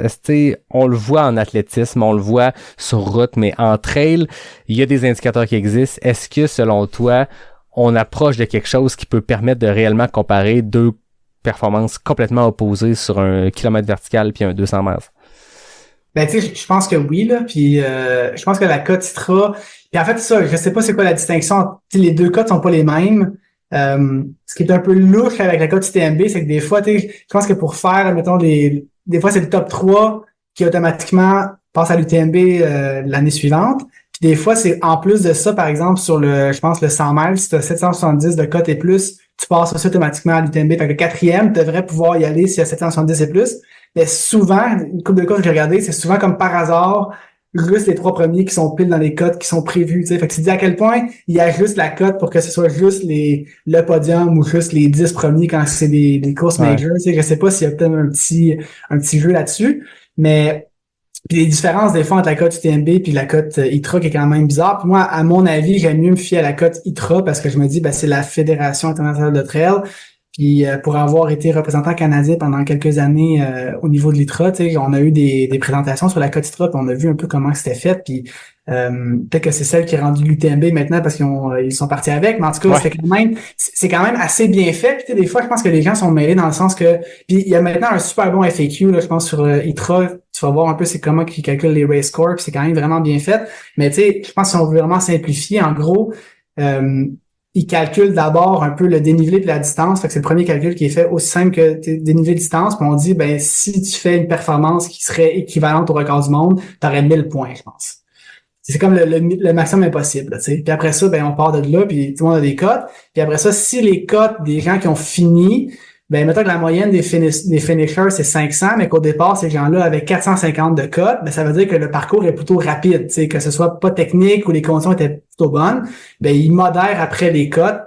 Ils ajustent par rapport à ça pour dire, ben, si les gens avaient 400 en moyenne au départ, ils doivent avoir 400 en moyenne à l'arrivée. Si on a 800, ça devrait être 800. Tu sais, ils font en sorte que la cote est ajustée pour que les performances soient réalistes. Après, j'imagine qu'ils enlèvent un peu les outliers. C'est quelqu'un qui fait une performance qui est comme absurdément trop bonne ou trop mauvaise, ben devrait pas non plus avoir un impact sur ce facteur-là. Mais au final, c'est quand même assez facile. Puis c'est en faisant ça qu'ils peuvent tenir compte de à la fois les conditions, le parcours, puis plein de facteurs en fait. Fait que je pense que c'est quand même assez précis comme méthode. Puis c'est plus précis plus que le monde sur les courses. Mais je pense que c'est quelque chose qui est quand même assez bien fait, puis c'est de plus en plus précis parce qu'il y a de plus en plus de gens qui ont des cotes, puis qu'il y a de plus en plus de courses qui ont servi à calculer leurs cotes. Je te pose une colle. Marianne Hogan, c'est une coureuse qui aujourd'hui a du 700, fin de 700, si c'est pas début 800. Je sais pas la cote exacte, mais c'est dans les meilleures femmes au monde. Avant même d'avoir ce deuxième vague-là dans sa carrière de trail qui a commencé à l'UTHC dans les dernières années, avant ça, avant même la diagonale où on parlait tantôt en 2019, vous étiez là avec les guerriers du Grand Raid, Marianne avait eu des grosses performances sur des courses américaines en 2017-2018, elle avait une très bonne cote, elle est blessée, elle prend le départ de la Mascareigne qui est, si je me trompe pas, une 60aine de kilomètres à l'île de la Réunion, et étant blessée, elle l'a fait à la marche, elle l'a fait en trottinant, puis elle a terminé 300e femme, je dis n'importe quoi. Une Marianne qui à l'époque avait peut-être 790, prenons cet exemple-là, elle a 790 de cote, elle s'en va faire la Mascareigne à la marche, elle termine 300e. Est-ce que le fait qu'elle a une énorme cote de base sur son profil avec tout ce qu'elle a fait vient influencer un peu le pack autour? Est-ce que la femme qui a fini avant elle, sa cote est un petit peu influencée vers le haut parce qu'elle vient de terminer devant une fille qui a 790 de cote? Mais tu sais, je m'attends à ce que dans leur calcul, ils enlèvent ces outliers-là. Tu sais, si la personne a justement 800 au départ puis elle finit à 400, ben clairement, tu sais, c'est une DA, un DA, fait que tu les enlèves. D'après moi, ce qu'ils font, c'est qu'ils prennent souvent comme le 90% qui sont vraiment comme dans leur zone habituelle puis ils gardent ceux-là. Mais tu sais, je sais pas. Moi aussi, j'ai déjà pensé en fait que la meilleure façon d'avoir une bonne cote, c'est de faire une course où il y a des élites qui finissent en marchant. Tu sais. Ouais. Mais normalement, sur une course où il y a, comme le Mascareigne, il y a quand même beaucoup de participants, ça devrait pas non plus avoir un gros impact, même s'ils gardaient ce score-là dans le calcul. Mais à mon avis, moi, je pense qu'ils font quand même une pondération pour enlever en fait les personnes qui pourraient aussi des fois courir avec un dossard de quelqu'un d'autre. C'est quelqu'un qui prend le dossard de quelqu'un d'autre puis qui finalement fait un 700 points alors que son ami avec 400. Ben ça aussi, je pense qu'ils vont peut-être dire quelqu'un qui fait une performance qui est vraiment trop bonne, trop mauvaise. D'après moi, ils enlèvent du calcul pour que ce soit plus fair. Là. OK. Mais ça, c'est juste un guess. Là. Je peux pas dire que c'est ça. Mais théoriquement, ça devrait être ça. Parce que surtout, l'impact que ton exemple est quand même bon. Mais je pense que si cet exemple-là arrivait à une course comme beaucoup plus petite, comme même Hard Rock, là, ça ferait vraiment un impact sur les codes de tout le monde, je pense. Alors que sur une course comme la Mascareigne, d'après moi, ça serait quand même assez dilué dans le total. Parce qu'au final, c'est pas la fille qui la bat, c'est vraiment la moyenne de tout le monde au départ versus la moyenne de tout le monde à l'arrivée. Fait que je pense que c'est pas si pire que ça. Ouais. Ça avait l'air très précis comme exemple, mais c'est parce que je m'y suis penché dans la dernière semaine pour préparer cette conférence-là. Puis notre discussion démontre, tu sais, t'as été comment t'appelles ça, ambassadeur pour l'ITRA? Représentant des joueurs canadiens. Puis on n'a encore pas la réponse parfaite, idéale, claire, parce que il y a quand même des petites zones grises dans tout ça, mais au final, je pense que on peut prendre le pas de recul puis de se dire à quoi ça sert. Mesurer des performances, comparer des performances élites, puis moi je l'ai souvent dit sur le podcast, je l'utilise, c'est un très bon outil quand tu vas faire une course que tu ne connais pas, va voir le monde qui ont ta cote. Si t'as 500, va voir le monde qui ont 500, puis oui, il y a des gens qui ont une journée off, mais si tu regardes 5, 6, 7 coureurs qui ont 500 sur l'édition précédente, ça te donne toujours une bonne idée d'environ combien de temps ça pourrait te prendre. Puis c'est une bonne mesure, c'est un bon outil pour le mid-packer moyen, là. Tu regardes celui qui s'est le mieux pacé là-dedans, tu sais, qui est parti plus lentement puis qui a fini fort, puis tu dis, ben ça, c'est mes splits pour ma race, puis c'est une très bonne façon, je pense, d'avoir une c'est pas nécessairement de se baser là-dessus pour dire il faut que je fasse ce split-là, mais de se dire ben je m'attends à ce que ça me prenne tant de temps entre les ravitaux, donc ça me prend tant de nourriture entre les ravitaux, donc mon crew devra être là à telle heure. Tu sais, c'est quand même. Moi aussi, je pense que c'est une façon assez efficace quand même d'estimer ces temps de passage. Ah ouais, c'est clair, parce que même si tu veux faire ta course au feeling, même si tu veux faire ta course sans penser à ces choses de l'extérieur, si t'as un crew, faut quand même que tu leur donnes un petit ordre de grandeur, tu sais, à quel moment ils vont passer. Fait que c'est un bon outil pour ça. Avant qu'on conclue, j'ai retrouvé quelque chose, des mots que tu as écrits, puis ça va comme être notre conclusion. Je te lis tes propres mots que tu as écrits il y a quelques années. Tu dis « Aujourd'hui, le trail, c'est ma vie. Je rêve de la course parfaite, d'une performance dont je serai entièrement satisfait. Je ne suis pas certain qu'une telle chose soit possible, mais je compte bien y mettre tout mon cœur et consacrer toute ma vie. » Est-ce que tu penses encore aujourd'hui qu'une course parfaite, c'est impossible, c'est quasi impossible? Ben, je sais pas, je pense que vu que j'ai fait des bonnes courses quasi parfaites sur mettons, 50 kilos, ben, tu sais, je pense que j'y crois encore pour un ultra, là. Tu sais, là, c'est sûr, je suis encore un peu blessé. Fait que là, c'était peut-être pas cette année, mais j'espère quand même, tu sais, QMT 135 qui est mon prochain gros objectif. Puis je pense que le but, c'est d'être en forme puis de faire. Tu sais, puis je pense que la course parfaite, c'est un peu indépendant de ton niveau de forme. Tu sais, je peux arriver là puis pas être dans la forme de ma vie, mais faire une exécution parfaite puis finir ça en me disant que c'est vraiment le mieux que je peux faire. Fait que je pense que oui, c'est possible puis je vais essayer de faire ça cette année. Écoute, tu me devances ma prochaine question. J'allais te conclure en te demandant c'est quoi tes plans pour 2025? QMT 135? Ben, c'est ça. Là, j'ai pas la fin de la saison, mais c'est Québec Méga Trail. Puis comme je disais, moi j'ai une blessure aux ischios là, qui traîne depuis quand même assez longtemps. Donc j'ai des courses de vélo de gravel aussi. J'ai Gravelooza à Bromont au mois de juin qui va être ma première course de vélo, mis à part du triathlon, disons, c'est ma première vraie course de vélo. Puis je devrais faire aussi le marathon du Mont-Mégantic. Fait que pour l'instant, c'est ça. J'aurais aimé ça faire une course en Europe avant la fin du mois de mai pour essayer d'avoir une performance pour me qualifier pour l'équipe canadienne. Mais mon niveau de forme actuel, je pense que c'est pratiquement impossible que je fasse une grosse perf avant la fin du mois de mai. Fait que je pense que je suis en train un peu de mettre ça de côté. J'ai quand même un dossard pour une course, mais je pense que j'aime mieux même pas mentionner ça. Puis l'objectif, c'est Québec Méga Trail 135. Puis j'ai rien pour l'automne encore, fait que c'est pas impossible que je retourne à Ricana ou que j'aille faire une course peut-être by UTMB pour essayer d'aller me chercher peut-être éventuellement des stones ou une qualification automatique si les jambes sont bonnes. Fait que je pense que c'est ça pour cette année. Intéressant. Il te reste des courses bucket list? Parce que je le disais tantôt, t'as fait le Hong Kong 100, t'as fait la Transgrande Calaria, t'es allé au Mio, t'es allé à La Réunion. Parmi toutes ces grandes courses-là, ou des courses complètement inconnues, t'en as-tu encore qui sont au sommet de ta bucket list? Ben, tu sais, je pense que t'es comme tout le monde, Western States, ça pourrait être cool à faire. Hard Rock, honnêtement, je pense que j'ai même pas j'ai pas commencé à ramasser ça, là, fait que ça va être un peu compliqué. Zegama, je suis dans le loterie depuis 3 ans de suite, fait que là, j'ai Zegama que j'aimerais faire. Mais je pense, Western States, je pense que c'est vraiment la course que j'aimerais un jour essayer de faire. Puis sinon, ben, il y a quand même, je pense que il y a plein de compétitions qui me motivent tout le temps. Là. Je pense que c'est quand même facile d'en trouver des intéressantes, là, mais je pense... puis tu sais, je vais même refaire Arikana à tous les ans jusqu'à la fin de ma vie. Je pense que ce serait pas une mauvaise vie non plus, là. Tu sais, je pense que à un moment donné, puis c'est ça, tu sais, on dirait que j'aime ça aller faire des courses internationales, mais en même temps, tu sais, je pense que tu sais, d'un point de vue écologique, c'est pas non plus la meilleure des choses. Puis j'ai l'impression que tant que mon niveau... Tu sais, si j'ai un bon niveau, on dirait que je justifie d'aller faire des courses ailleurs.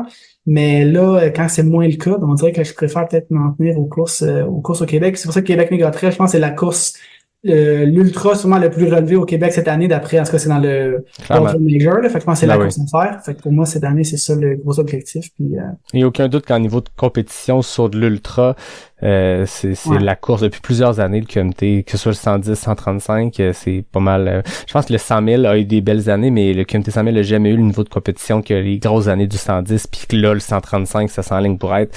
C'est assez impressionnant, là. Ouais, puis c'est le fun de faire des distances. Tu sais, des fois, quand au Québec, longtemps, c'était un peu de l'influence européenne de dire, ben, c'est pas nécessairement 100 heures, c'est la distance que ça fait, comme le 125 d'Arikana, puis maintenant le 135 de QMT, puis de pas aller chercher les petits détours pour aller faire 100 mètres, puis juste faire le parcours le plus logique, puis le plus le plus intéressant. Là. Je pense que ça, c'est quelque chose qui m'attire aussi. Là. Puis j'ai jamais fait, en fait, le QMT, j'ai fait le 52 fois, mais j'ai pas fait les longs. Fait que ça va être vraiment quand même beaucoup de nouveaux sentiers pour moi. Là. La question la plus importante, est-ce que tu vas te rendre au 135 en vélo? J'espère. On verra rendu là, mais honnêtement. Tu l'as fait quelques fois à Ricana. Ouais.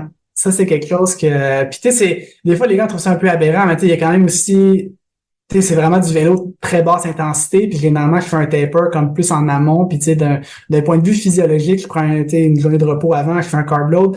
Je pense pas que ça me nuise, puis je pense même, tu sais, si on veut trouver une justification à ça, je pense que d'un point de vue, justement, absorption des glucides, si tu fais ce genre d'effort-là quelques jours avant, ben, on sait qu'à court terme, on peut quand même améliorer beaucoup sa capacité à absorber des glucides. Fait que peut-être que c'est une façon, justement, de maintenir cette capacité-là, puis de la travailler proche de l'événement, puis d'être capable après ça, le jour de la course, d'en absorber un peu plus. Moi, c'est comme ça que je le justifie, puis que je me dis que c'est pas parce que je fais ça que je nuis à ma performance. Ce qui est dur, c'est le retour après la course. Des fois, je l'ai pas toujours fait non plus. Des fois, j'ai accepté le lift qu'on m'a offert, mais idéalement, j'aime ça quand même aussi assumer mon isocie puis rentrer en vélo. C'est David Bombardier qui m'avait conté qu'une année, il t'avait ramené parce que dans la descente des Montréal, je pense que tu t'étais pogné après les arbres, tu t'étais blessé au poignet. Fait que là, non seulement tu étais scrap de ta course, mais ça reste que si t'as mal au poignet, faire 400 km de bike, c'est pas optimal. Là. C'était une belle excuse quand même. On remercie David, on le salue. David, je termine toujours avec les questions éclair-nac. Là, c'est pour toucher à ta fibre compétitive parce que j'ai décidé de faire table rase, de prendre les 220 premiers résultats puis de soit les mettre au vidange ou les mettre au temple de la renommée. Puis depuis 5 ou 6 épisodes, on a recommencé à calculer les FKT, les Fastest Known Time, pour répondre le plus rapidement possible à 10 questions. Par Zoom, à distance, le record appartient à Laurie Girard en 19 secondes pour 10 questions. C'est toujours 2 éléments que je mets en opposition. Faut que tu répondes le plus rapidement possible. Fait que tu me dis quand t'es prêt puis on part. Let's go. Route ou trail? Trail. Sentier roulant ou technique? Technique. Hiver ou été? Été. Bâton, pas de bâton? Bâton. Questionnaire, calories solides ou liquides? Liquide. Des plus ou des moins? Des plus. 50K ou 50 000? 50 000. Minimaliste ou maximaliste? Minimaliste. Autriche ou Thaïlande? Thaïlande. Les Alpes ou la Réunion? Les Alpes. 22 secondes. C'est très fort. C'est pas le record, mais... Ouais, mais je pense que c'est le minimaliste. Là, en vrai, je peux pas passer de ma réponse, là, tu sais. C'est, en tout cas. Mais je pense qu'il y a eu une époque où c'était vraiment 2 écoles de pensée puis 2 opposés. Il y avait, tu te rangeais dans un camp ou l'autre. Puis on parle plus de l'espadrille, là, parce que je pense qu'en trail, en général, les gens, je regarde autour, c'est beaucoup des gens qui ont quand même soit un mode de vie ou un thinking minimaliste, de manière générale, d'optimiser ce que tu traînes sur toi. Mais quand on parle de l'espadrille lui-même, il y a eu un temps où c'était peut-être plus tranchant comme débat. Maintenant, ça s'entremêle un peu plus. Et je pense que je suis plus rendu du côté maximaliste, en fait, malheureusement. Là. Mais j'aimerais ça encore pouvoir courir des courses avec mes petits New Balance comme Anton dans le temps. Mais...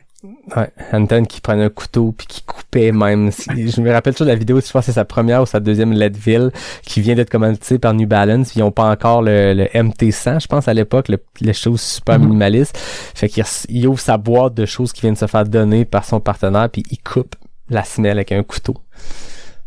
Je pense que les défenseurs du maximalisme pourront dire qu'il est blessé depuis quand même plusieurs années. Fait qu'en tout cas, ça l'a peut-être pas très réussi les semaines de 300 kilomètres avec des petits souliers. Là, ouais, mais il est de retour, Anton. L'année passée, il a terminé 2e à Grindstone, 100 000. J'étais là aussi sur le 100K. C'est sûr que le fan, le geek de trail à moi, a espéré le croiser quelque part. J'ai pas pu croiser Anton. On pourrait finir peut-être là-dessus. En fait, j'ai déjà couru le Trans-Grande Canaria, je pense que c'était en 2015. Et j'ai couru avec Anton pendant quelques centaines de mètres, disons au moins. Là. Et je me souviens avoir entendu le ravitaillement derrière moi. La fois, j'étais parti plus vite que lui, évidemment, parce que j'avais une stratégie très intelligente à l'époque. Puis j'entends le ravito derrière moi, je dis, c'est sûr que c'est Anton qui est là. Fait que volontairement, qui ralentit un peu.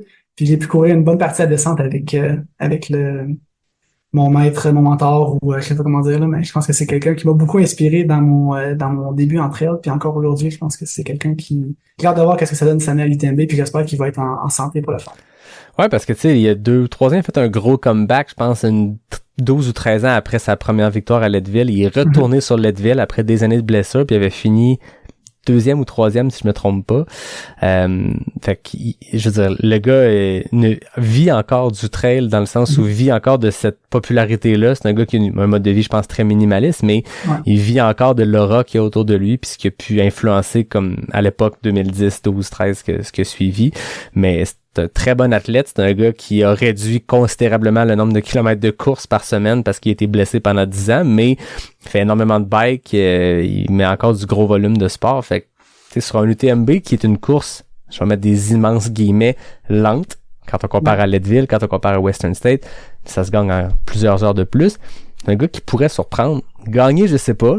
Je veux pas dire ça puis avoir une preuve audio de moi qui doute. Passé l'an passé, il n'y a plus rien qui était possible. Exact. Après le parfait inconnu en 2024, pourquoi pas le vieux routier qui sort des boulamites puis qui remporte la... Ouais. On sait jamais, avec Ludo, ce qu'il a fait sur la Hard Rock et sur l'UTMB dans les dernières années, il est la preuve que c'est ça. Ça peut marcher même dans la quarantaine avancée si c'est pas la cinquantaine. On espère que ça arrive. Ouais. Ça m'amène à un autre sujet, là, on clorera après ça, mais comment c'est possible? Tu sais, c'est vraiment surprenant des gars comme Ludovic Pommeret, comme des Jeff Browning qui sont dans la cinquantaine, qui peuvent encore pas juste faire des 100 000 puis les terminer dans des temps compétitifs, repousser les limites de ce sport-là. Je veux dire, tu vois pas ça dans aucun autre sport, sauf exception. Il n'y a pas de joueurs de football, de hockey, de soccer qui, dans la quarantaine avancée, torche les plus jeunes. Qu'est-ce qui explique ça dans l'ultra? Excellente question. Je pense, tu sais, vrai, j'ai pas de réponse précise à ça, là, mais je pense que c'est quand même aussi une question de, j'imagine que le sport, s'il est pratiqué de façon, raisonnée, puis qu'on est capable de, je pense que c'est de plus en plus l'alimentation aussi, là. Je pense que, oui, on mange mieux pendant, mais je pense que les coureurs maintenant sont de plus en plus conscients qu'il faut bien s'alimenter tout le temps, puis manger suffisamment, puis c'est plus la mentalité, en tout cas à mon avis, de moins en moins de le plus léger possible.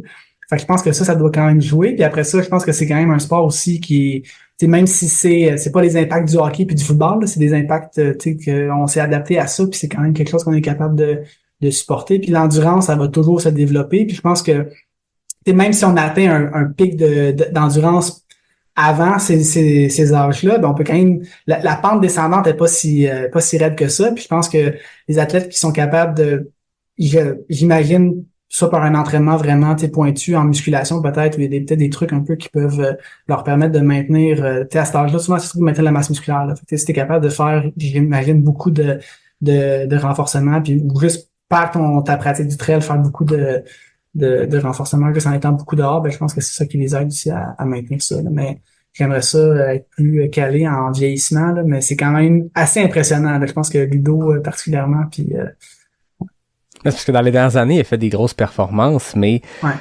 je veux pas diminuer des top 5 à l'UTMB. C'est extrêmement impressionnant. C'est une performance unique, mais c'était pas comme torcher le record de Kylian Jornet l'année d'après sur un parcours similaire. Tu sais, ce qu'il a fait à la Hard Rock, c'est difficile de le maîtriser. Tu sais, terminé 5e en UTMB où il y a eu beaucoup de DNF. Le vieux montagnard qui a une expérience x10 de tous les autres jeunes, pendant que ça tombe comme des mouches parce qu'ils sont partis à 3,30 du kilo dans Chamonix, lui qui était 50e à mi-parcours, qui finisse 5e avec son parcours, avec son type de gabarit, son expérience en haute montagne, ça s'explique-ish.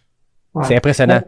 Mais faire ce qu'il a fait à l'Hard Rock, c'est dur à expliquer. Hard Rock, moi je serais curieux, je pense que c'est la course que justement, il y a peut-être pas assez de densité à chaque année pour que le record soit vraiment ce qu'il pourrait être. Fait que je pense que c'est le genre de course que si on met David Roach avec Kylian, avec Ludovic Pommeret, avec Anton Kopicha, si on veut aussi, là, on les met tout au départ. D'après moi, c'est le genre de course que le record peut vraiment s'améliorer, là. Mais en tout cas, ça reste à voir. Qu'à l'UTMB, je pense qu'avec la densité maintenant, je pense que les temps qui sont courus à l'UTMB sont peut-être les temps ils vont sûrement baisser encore, mais ça va être peut-être de moins en moins fréquent, je pense. Ouais, est-ce que tu sais, là, on voit les records qui tombent, puis je veux dire, c'est rendu qu'un chrono pour une 10e place à la Western State aurait remporté 35 des 38 premières éditions. Tu sais, on voit que les temps ont descendu. Y a-t-il un point comme le 100 mètres olympique où on va comme atteindre un point de... Je veux dire, là, en ce moment, on sait qu'il y a plein de choses, qu'il y a plein de facteurs qui sont embarqués. L'équipement est beaucoup plus léger. Il y a des nouvelles technologies de souliers. Il y a de l'apprentissage de la science qui sort sur la nutrition. C'est plein d'affaires qui arrivent dans un sport qui se développe, qui est encore à ses premiers balbutiements, qui font que les records descendent. Western State, on va finir par avoir du sub 14 heures. UTMB, on pensait jamais qu'il y aurait du sub 20 heures. On l'a eu 4 fois dans les derniers 3 ans. Mais à quel point, à un moment donné, ça va continuer de descendre? Il y a une limite à ce que l'être humain est capable de faire, non? Ben oui, mais en même temps, je pense qu'avec le sport qui devient de plus en plus populaire, il y a de plus en plus d'athlètes de haut niveau qui vont s'y mettre, puis que ça risque quand même d'amener à des records. Mais je pense qu'on a quand même eu la chance d'avoir dans la génération actuelle des athlètes quand même assez exceptionnels comme Kylian puis tout ça. Fait que je pense pas que ce soit non plus que ce soit si grand que ça, les différences qu'on voit, mais je pense que c'est plus une question maintenant, je pense, d'avoir un pack de coureurs qui est vraiment plus performant, puis que sur les 5 en avant, t'en as juste un qui peut maintenir le pace puis qui est poussé par les autres. Là. Fait que je pense que ça devient plus une question vraiment de compétitivité. Mais sur des parcours peut-être plus roulants, c'est quand même intéressant de voir si les coureurs peut-être de l'Afrique de l'Est éventuellement se mettent sur des distances plus longues aussi. Pour l'instant, on les voit pas beaucoup, on les voit sur des courses plus courtes, mais je pense qu'avec l'économie de course que ces gars-là ont, s'ils sont capables de bien gérer une course comme ça, ben ça pourrait quand même faire des résultats assez impressionnants, même si je sais que Grégoire Millet, mon directeur de thèse à la maîtrise, lui était du genre à croire que, selon lui, parce que c'est plus une question d'économie de course puis moins de VO2, plus ça va lentement, moins ça a des avantages. Donc au final, ils ont moins d'avantages sur des ultras, mais quand même, je serais pas surpris qu'un jour on ait un phénomène qui arrive du Kenya, de l'Éthiopie, de l'Ouganda, ou qui fasse quelque chose de quand même assez exceptionnel aussi sur des longues distances. Là. Ouais. Bon, ben, tu m'encourages. On va continuer de voir des records tomber puis de capoter quand on suit ces courses-là. Ça va être cool. David, exact. Merci beaucoup. Ça a été une grosse discussion. On a jasé de beaucoup d'affaires. J'ai l'expression en anglais, à pick your brain. Je t'ai posé plein de questions parce que je me dis, David a une expertise, une expérience que j'ai pas, que ben d'autres ont pas. Fait que je vais pouvoir poser les questions qui me brûlent les lèvres. On s'est amusé. Merci beaucoup, David. C'était vraiment le fun. Ben, ça me fait plaisir. C'est cool. Très hâte de te voir au QMT 135. On va se voir là. Yes. Comme d'habitude, je termine en remerciant David Hébert pour le design graphique, Fred Desroches pour le thème musical, NAC qui est le partenaire principal du podcast. Merci aussi à Mox, Mocktail, Café Charlevoix et Noctem qui sont les partenaires, appelons-les liquides du podcast. Et à tout le monde, je vous dis à bientôt pour un prochain épisode de Pas sorti du bois, le podcast 100% trail.